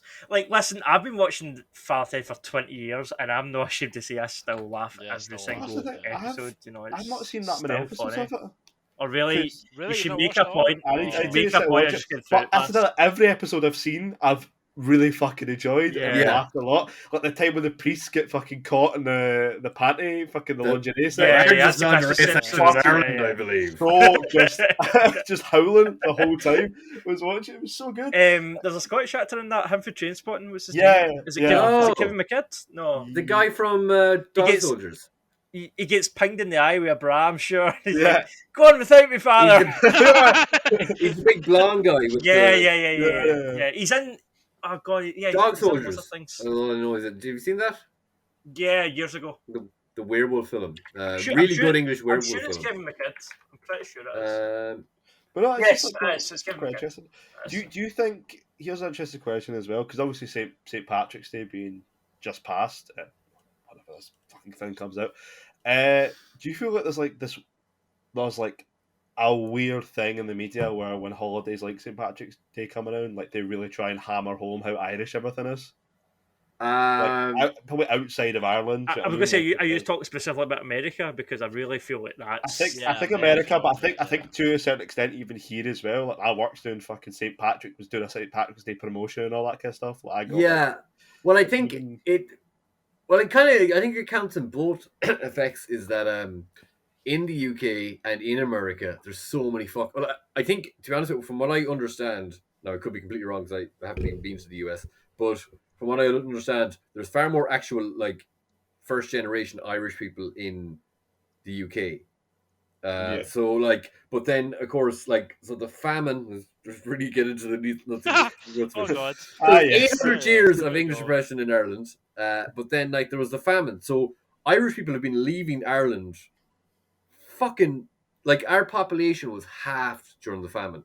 So we were at about, I think we were supposed to be at about like 8 million or something like that. And we went down to like 4.5 million. We've apparently like someone's going to be like, oh, that's completely fucking wrong. But to my knowledge, we only kind of surpassed or caught back up to our pre-famine population, which isn't right because we're not 8 million now. We're about 6 point something. But there was some kind of big thing like that we only came back to the level of population or close to the level of population that we had prior to the. Yeah, I definitely got my numbers wrong because I contradicted myself in both of the things I was saying. But Irish people have been fucking off across the world for years upon years. So that's why, like, anytime I hear Irish people being racist, I'm like, shut the fuck up. Or they're going on about, like, immigrants coming here. It's like, you're literally disrespecting your own heritage by doing that. But what I mean by that, like, there's Irish Americans who've gone back. It's been hundreds of years since they were actually, like, their Irish names and like, oh yeah, I think it's some Irish blood, or in any other country. What I think a big thing we have kind of issue with is some people who, especially around the time of St. Patrick's Day, were like, and I don't mean to single out people. Look, if you're Irish American, you're listening to this, I'm happy that if you enjoy your heritage, and I don't trying to take that away from you. Oh God.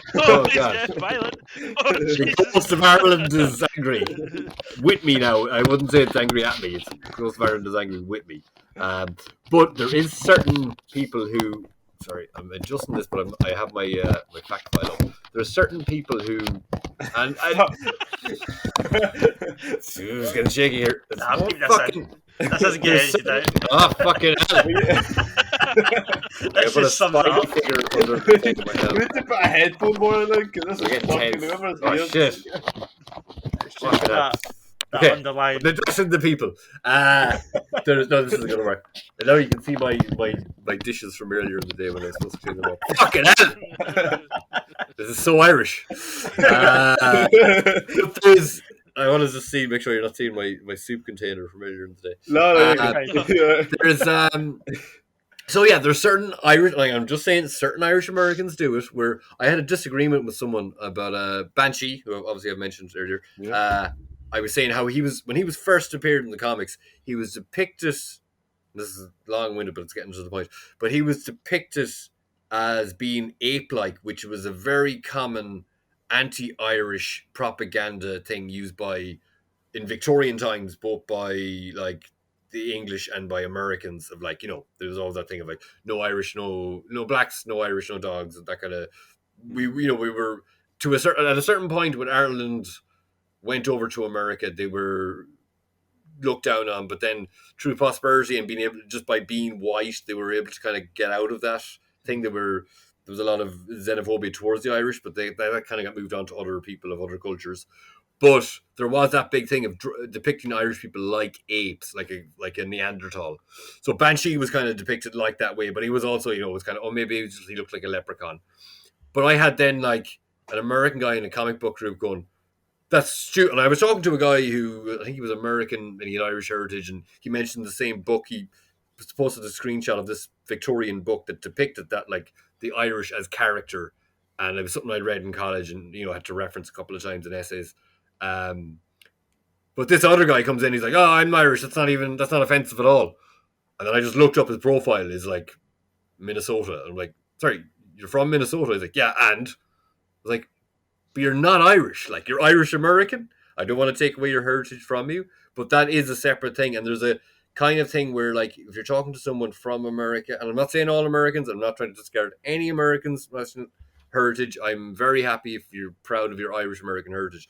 But there's a certain element of your family hasn't lived in this country for hundreds of years, and you come back and still kind of treat this like, I guess it is the homeland to these people, but there's something about kind of disregarding the actual history of experience of, like, you haven't lived here for that length of time, and to kind of come back and just assume it's your country, which I don't want to. This might be divisive. But I think the same. You're preaching to. I think the quack, because the Scottish being Scots is also a very, I'd say, kind of a not. I'd say similar in terms of that thing of, like, we have also had people who who have family here or who are second, third generation Scottish Americans, whatever it is. Yeah. And they have that same thing as you do get people coming in and it's like, I'm from Clan McDonald or whatever, that kind of thing. That kind Yeah. of thing. You should watch the late season always as It's Always Sunny in Philadelphia. Yeah, Because it's also, in the season they come back to Ireland and Yeah. it's very much a parody of that. Mac, Yeah. Rob McElhenney, his character Mac is like, this is my people, this is my homeland. It's like you've never left Philly, but it really does hone in on that whole American obnoxious attitude that they have and kind of ownership they have over something somewhere they've never been. And that's like look, I'm obsessed with America. Like if I go when I finally get a chance to visit New York for the first time, whenever I do it, I'm gonna play on my Irishness as much as I can. I'm gonna hope the Americans and I go like we love like Irish people get so pleased at the same time when like anyone mentions anything, like you're like, oh my god, they love us, like because we've been lucky in that sense is that like through our history we are quite like that's why you get Irish bars in every other country, like every country has an Irish bar. Like you go somewhere, Irish people go on holidays, they go to the Irish bar. The first thing I do is look to the Irish bar whenever I go anywhere. There's a certain vibe there, and like it's a branding that like like we even. So I studied English and drama in college, and one thing we like studied as performance was Irish bars. So that does sound a little bit wanky, but like there's an element of that. So you get people who aren't Irish at all, no Irish heritage at all. They buy a license, and I'm probably getting the facts a little bit off, but you can buy like a setup to have your pub just made into an Irish bar. So you they set you up with like I'm guesstimating here, but this is kind of the way we were told about it in college is like you can buy like you get people to like source you signage, the name, how the place is decorated to make it look Irish, but there could be no Irish connection to it's just an Irish bar as a performance in a kind of way. I was in last time I was in New York. It was we went for St. Patrick's Day, 2019, and we were watching the festival and all that at the St. Patrick's Cathedral and stuff, but it was absolutely mobbed with people, and I went, sack this, let's dive into a pub. So we were near Jack Dempsey's, which is a really famous kind of Irish bar in New York. It's in Godfather, actually. It's where they pick Michael up from before he shoots the cop in the cafe, the diner. Anyway, so Jack Dempsey's, we'll dive in here, right? I went up to the bar, and I'm like, right, I'm in an Irish bar, St. Patrick's Day, I'm obviously going to order a pint of Guinness. I say, can I have a pint of Guinness? Sorry, we only do half pints. What? We only do it. You need to buy two because we only do it. I'm like, you can't just give me a pint of Guinness, and it cost me like $9 because it was 2 half pints. Yes, I was like, how it? What? Like, I was outraged. I was raging. So, here's the thing as well. Like the issue I think as well is that because Scots and Irish, people get us mixed up all the fucking time. Yeah. Oh yeah, all the time. Through work today, I was talking to a Scottish person, and in my head I was like, "Are you from Northern Ireland?" He goes, "No, I'm from just outside Edinburgh." I was like, maybe it's just because I know Scottish people now that I literally thought I was hearing a Northern Irish accent, like, and I was like, "No, completely Edinburgh, like, or Scottish." See, maybe it's just me, but I really don't mind being banded in with Irish. I feel. I'm fine with it. I'm fine with it. I think it's good. Personally, we're sound bedfellows to each other. I would much rather be identified as Irish than British. Personally, we got English on holidays, like it's a weird vibe, like without getting too political, Yeah. So we've hated on the English, the Americans. Who's next? The Wizards and all them before you. Anti-Semitic bingo. Are we all racist now, Father?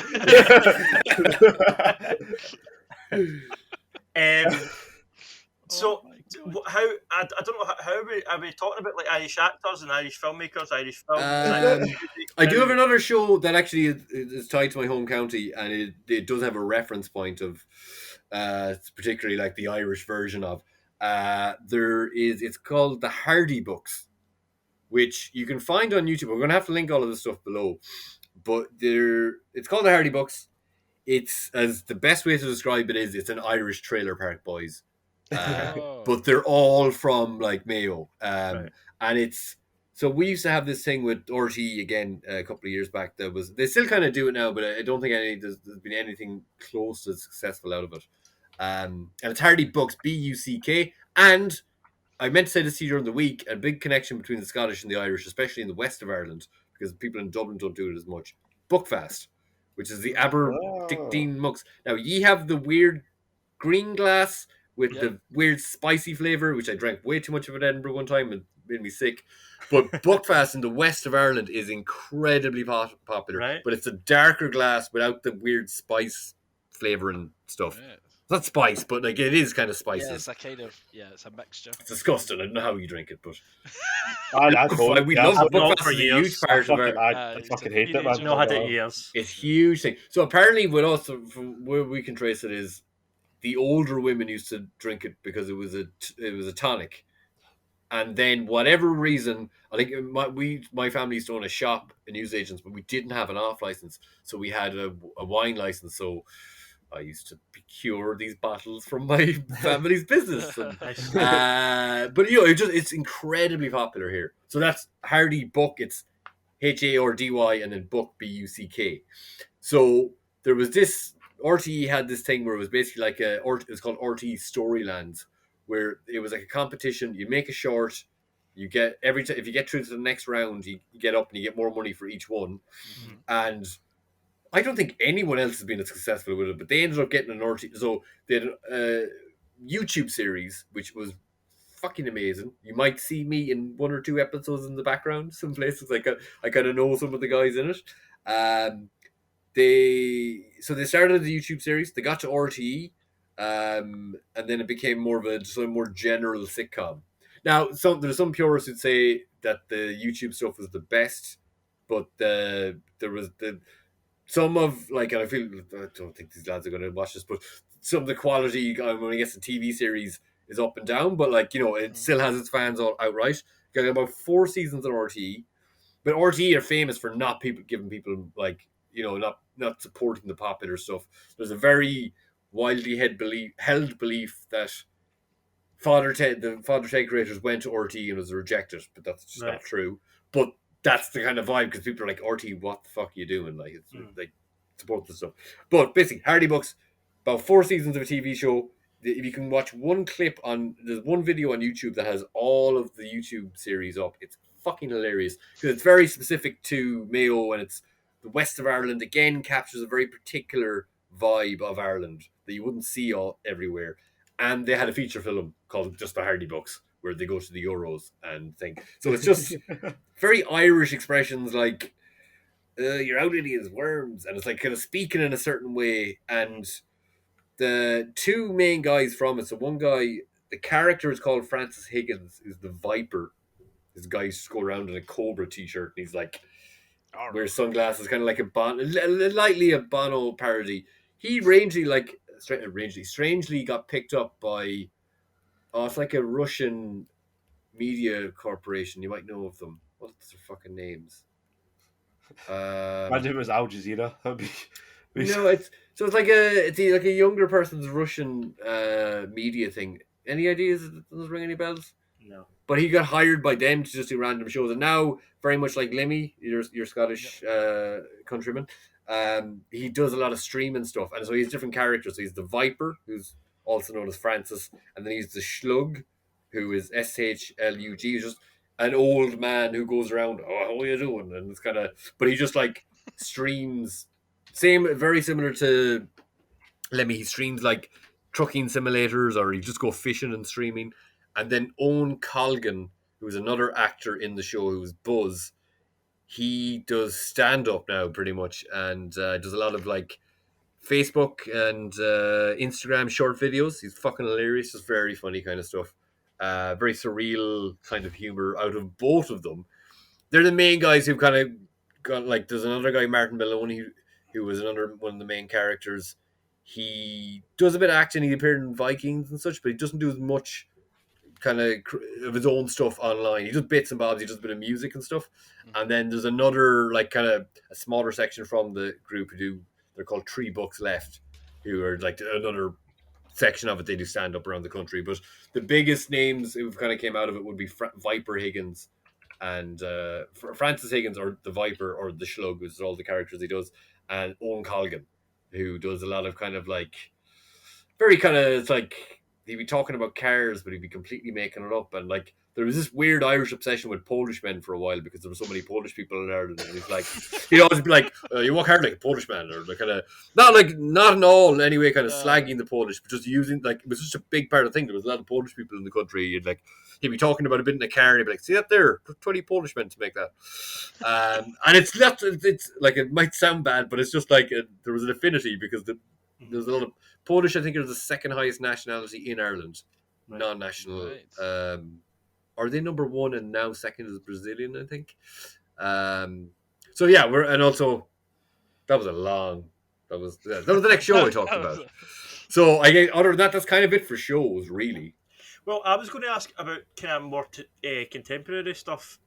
What is your thoughts on Derry Girls? Because that's the kind of big Fantastic. Irish I forgot about that. that's really kind of big big. Irish export at the minute. I think they're gearing up for a new season. Huge. It's so huge. Yeah, it's very Really good. good. It was- Oh, I I guess thought it there's another thing, but yeah.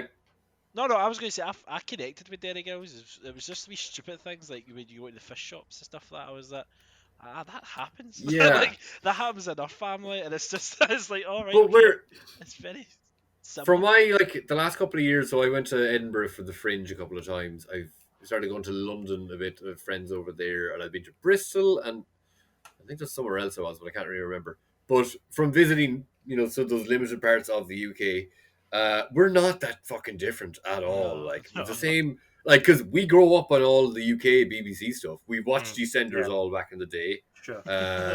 Like, I think what the kind of case is, because, like, so another guy who I've kind of gone off, but he was a very big he still is very popular, but Blind Boy from the Rubber Bandits, who you probably would know of. I know who the Rubber Bandits They're are. like, yeah. So they started off as basically parody R&B. They're guys who go around wearing plastic bags. Is their that heads. like, there's motherfucker? There's a horse outside. Yeah. Fuck your harness of it. There's a horse horse outside. yeah. So that song got really popular, but they didn't really like that because they're more kind of, I guess, that was very catchy and poppy, but like, and it is funny and that's kind of their stuff, but they're more, so Blind Boy Boat Club is one of the guys from it. He had his own podcast and he's very big with like, to be honest with you, every word that came out of my mouth was, Blind Boy says for a long time. He talks about a lot of like depression. He talks about like cultural things. He's studied art. He's studied to be a psychologist, and he does the podcast. But like me and a lot of my friends have just kind of got sick of him. He feels like he's gone up his own arse a bit. But they do really good music, very intelligent, and like if you've never really checked them out, the Blind Boy podcast is definitely worth a listen because like I literally was obsessed when it first came out. But I'm just. He's a very particular accent. It can be a bit grating from Limerick. So it's speak a certain way. Yeah. But sorry, the point of that was he would kind of say that like a lot of English people don't know. English people aren't educated on England's behaviour over the years, and the actions of their country and colonialism. I've seen so many videos though about English people who don't know what the Troubles are. At all? Oh, big time. Yeah, no knowledge of it. People my age as well. Yeah. It doesn't seem to be in the curriculum. I went to uni and I was having a conversation with someone, and there was someone who was there. She was Irish, and then her friend was English. And I don't know, we're talking politics, talking that, blah, blah, blah, blah. And I mentioned the Troubles. I'm like, it's something we kind of get taught in school, stuff like that. And the English friend was like, what's that? I'm like, what the fuck? I was like, How do I tell you that you're how do I tell you about, like that? Like the Irish girl looked at me and I was like, yeah, no, I know what that is. And she was like, and she briefly explained this. Like, I've got no idea. The English person was like, I've got no idea what that is. And I'm like, yeah, weird. That's like, that's a hell of a place. I've heard people say that, like in like say in England, I won't say England, Maine. That'll offend some people, but not just the UK, but in England, apparently, if we've any English listeners that can verify this for us, but they're not really. They're taught like when it comes to colonialism, they're not really like they're kind of taught. Spain did it, and they're really bad at it. Like, really? But from what I hear, because like I've heard a lot of that, like that.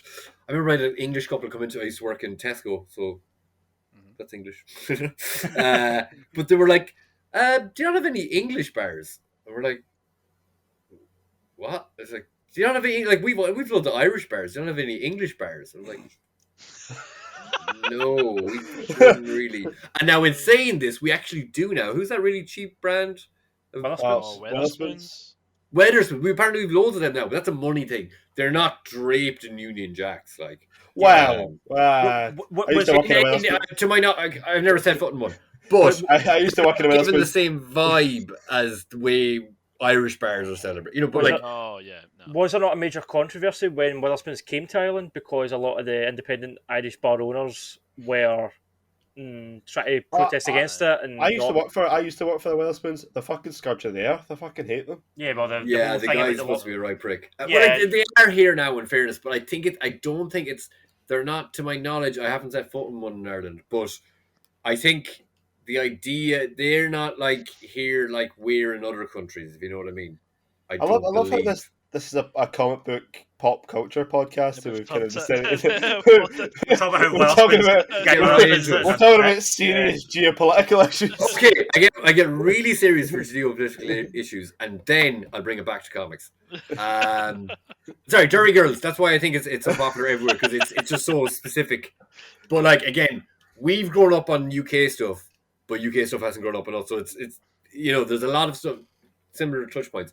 Okay, 1916 Rising. This is fucking gnarly fucking shit. So in Dublin, in a lot of cases, the English rule was welcomed by a lot of Irish people. Like, we had a way better railway system than we have today.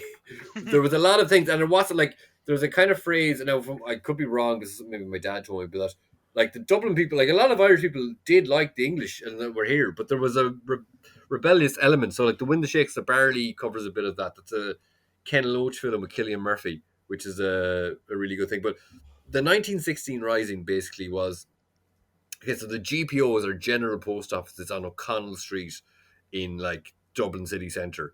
If anyone has visited Dublin, it's where that horrible fucking spike metal big pole thing is.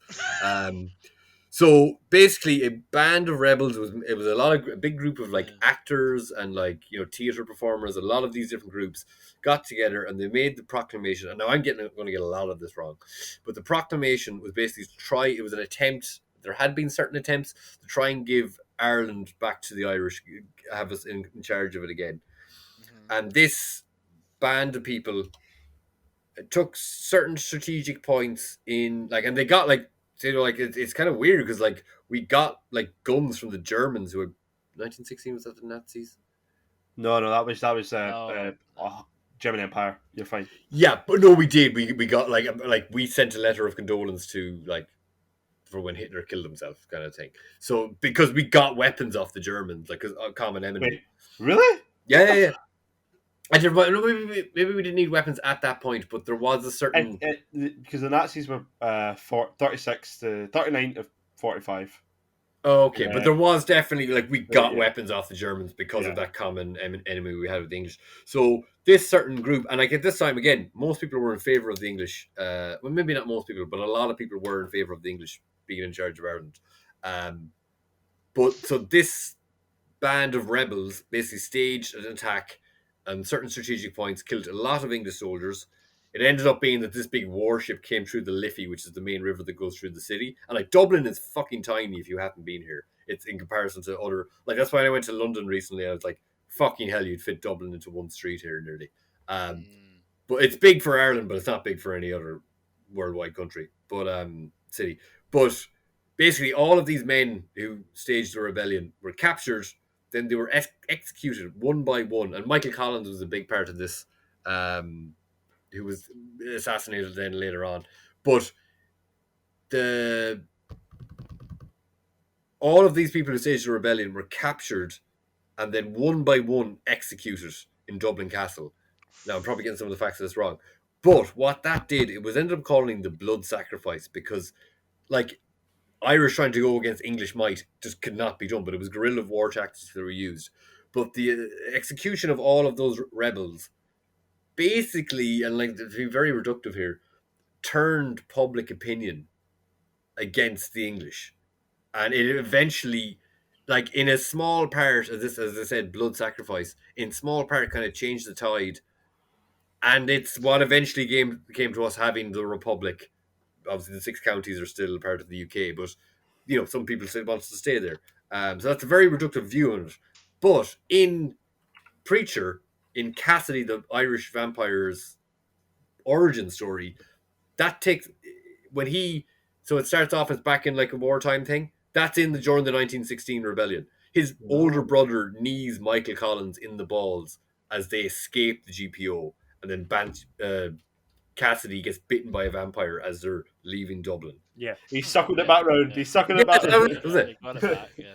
So look, this is tense stuff, but this is the fucking story of Ireland, really. Like, this is like part and parcel. I think it explains a lot of. Oh, there was some psychologist who was like, you just can't explain an Irish person because they have a permanent psychosis. But I don't know, generational trauma. I don't know. We like drink. I don't know. So like there's always that kind of thing of Irish people being like melancholic and happy and cheery. It's like There's a reason why you drink. But we're an odd bunch. James Joyce, he's a fucking nut job. I tried to read Ulysses many times in college. Oh, it's absolute. Yeah. There's a lot of, like, to be honest with you, I've tried to read it, but there's a lot of interesting talk around James Joyce, and even just trying to get a peek into his kind of thing. He really speaks of the character of Irish people. That were just a bit mad, really. Well, I feel like we've covered a lot of facets about Ireland. Maybe to top this off, because we're almost nearing the 2-hour mark of this podcast. Yeah. Why don't we go around and say everyone's favourite thing from Ireland? And why is your favourite thing? I.e., favourite pop culture thing. So not Guinness.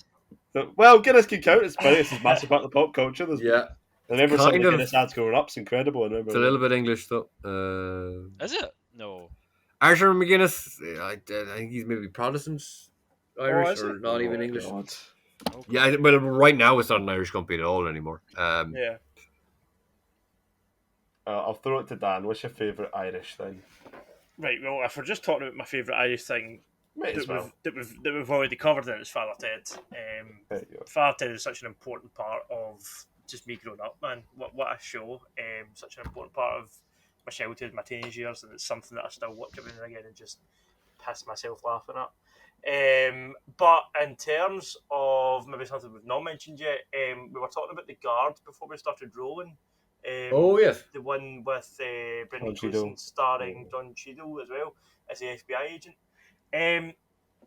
I was really disappointed by that. I watched that not too long ago, and I was really, really let down. I was expecting something along the lines of In Bruges, and Yeah. it just didn't deliver. I don't know. I thought it was very cheesy. I struggled through it. That's the bit of Irishness where it can get a bit, oh, I'm mad, I'm Irish. Yeah. That kind of vibe. Yeah. Also, just a wee question for Jerd. Does Mark McDonagh count as an Irish filmmaker because he was born in London, right? But his Irish parents. Irish parent? Well, no, because I guess, like, he's obviously of Irish heritage and he has spent a lot of time here. But, like, I guess he would probably describe himself as being a man of both places. Like, he grew up in England, so like. But just for the purpose of this conversation, do we count Mark McDonagh films?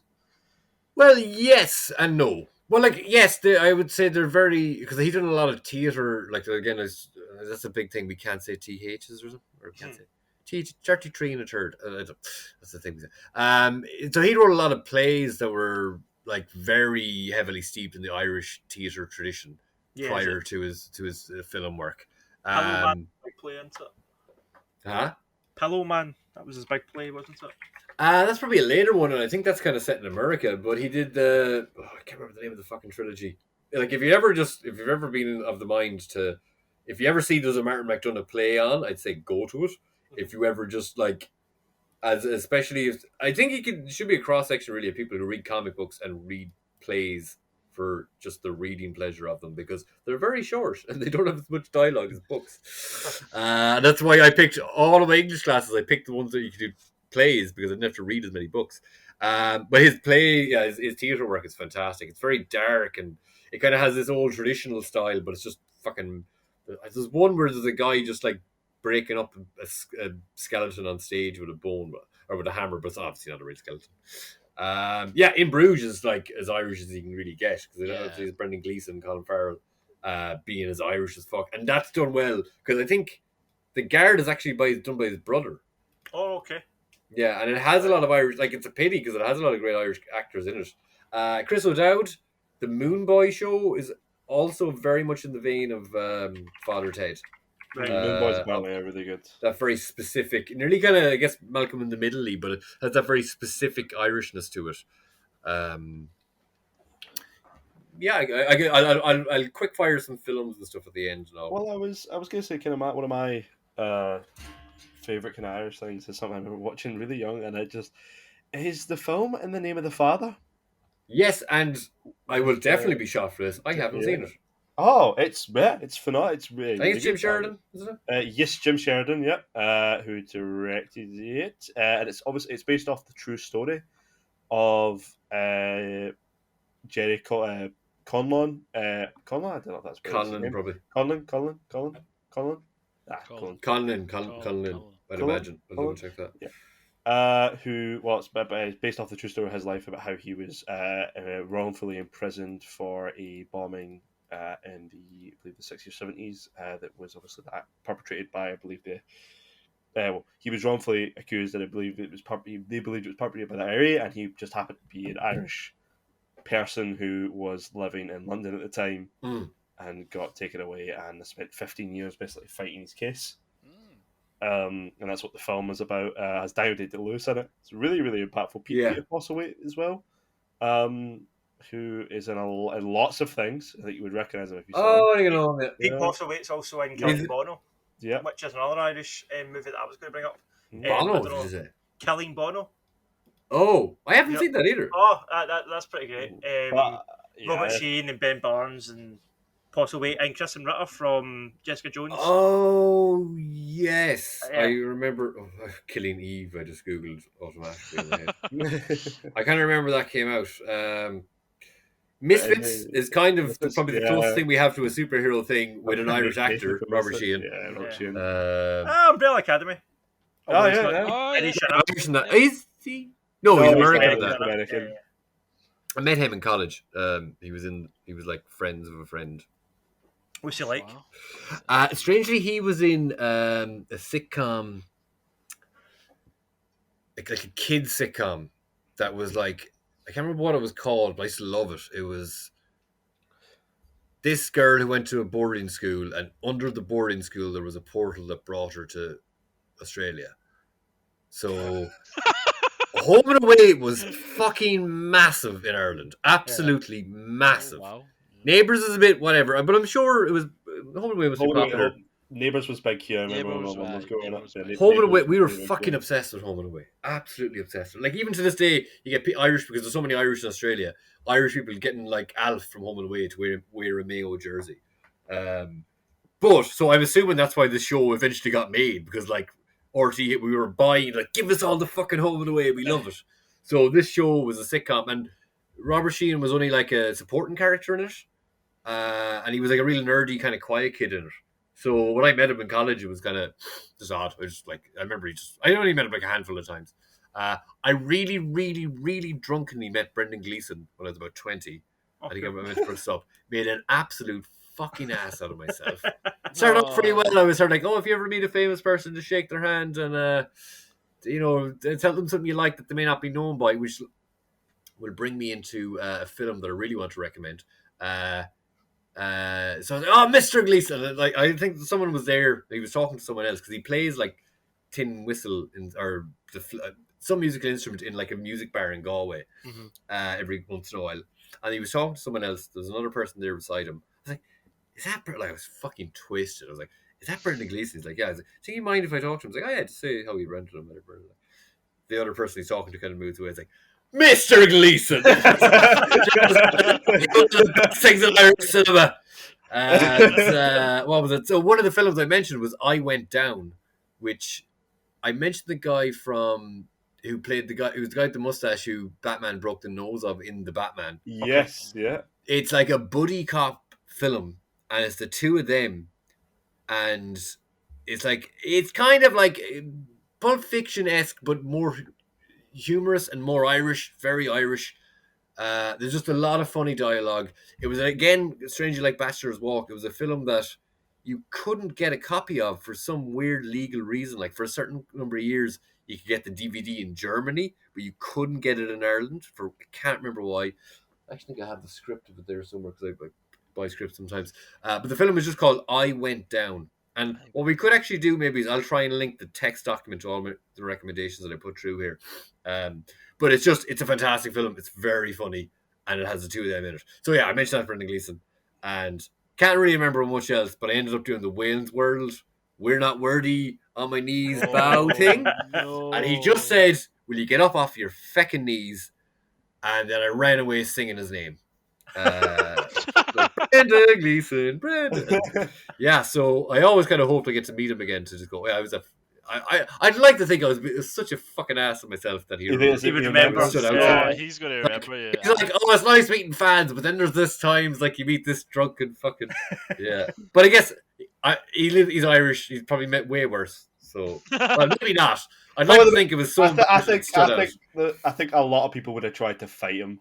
And I feel that was... You wouldn't, though, because he's a big man. He's a big guy. Yeah, but you have a feeling it's the people who always go after the biggest guy in the room. It's like, fuck it, they can take Brendan Gleeson on. Honestly, that was one thing I was kind of like. He's a gigantic man. Like I was very aware of that. He's just very large in stature. Well, Chris, I feel like we're remiss to mention, obviously, what is your favourite Irish thing? Mate, I've been soaking up the culture here. Like, He's sitting in a bag of whiskey. I've been sipping my Jamesons, just enjoy the conversation. No, but I've actually been like Derry Girls and Mrs. Brown Boys. I don't know how that goes. Really? Like, I really like Mrs. Brown's Boys. I loved it when it first came out, man. It was so funny. It was brilliant. That's me a bit along the lines of The Guard, where it's like, yeah. But Jesus Christ is a popular, like, among older people and Chris, I guess.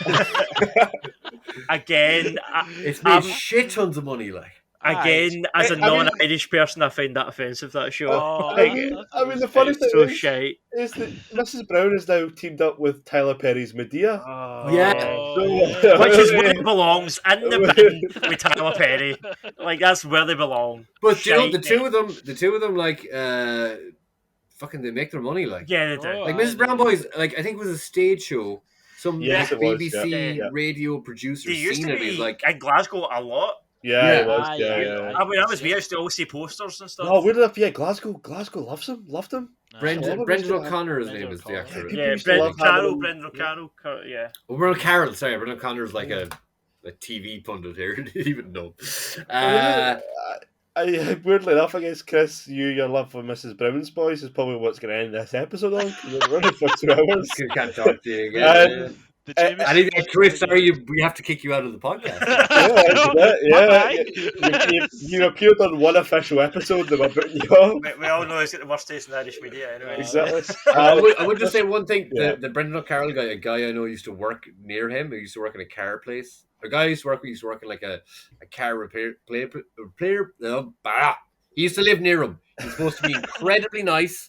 He's made shit tons of money and he doles it out. Like, so perpetuate the stereotype that everybody in Ireland knows each other. It's kind of close, like it's by so far mentioning Mrs. Brown.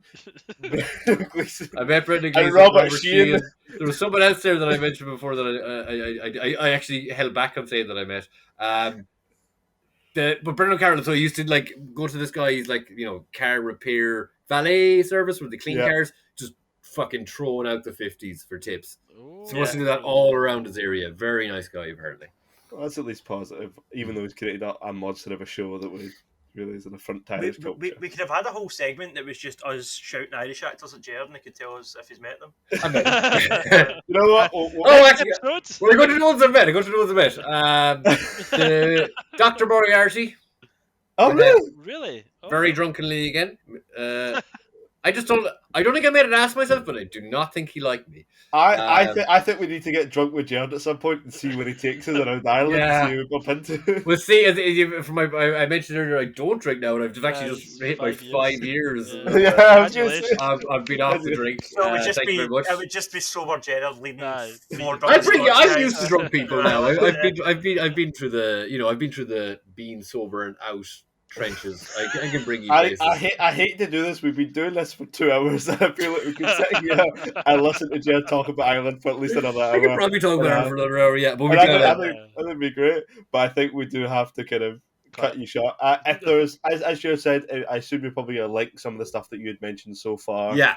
And either the YouTube I'd comments, pass it on in a thing to description thing, yeah, pass to be passed on. I'll have to listen back and remember what I said. And if anybody has listened this far and has questions for a resident Irishman, please leave them below. Please, or even us who are Scots as well. No, It's Irish. It's Irish Day. It's an Irish Day. What about Italian? Me and Chris can do. Yeah, we could do it. We could do it. Yeah. Ciao, ciao, bella. Come stai? What's the phrase that shows up in Master of None? And it kind of means like whatever, but it's like it's an Italian phrase. Forget about it. Yeah, pretty good. That's it.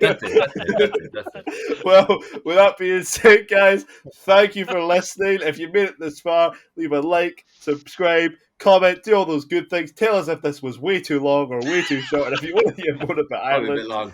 Sláinte, salute, arrivederci, goodbye, and we'll see you guys on the next page. Goodbye from Ireland. Ta.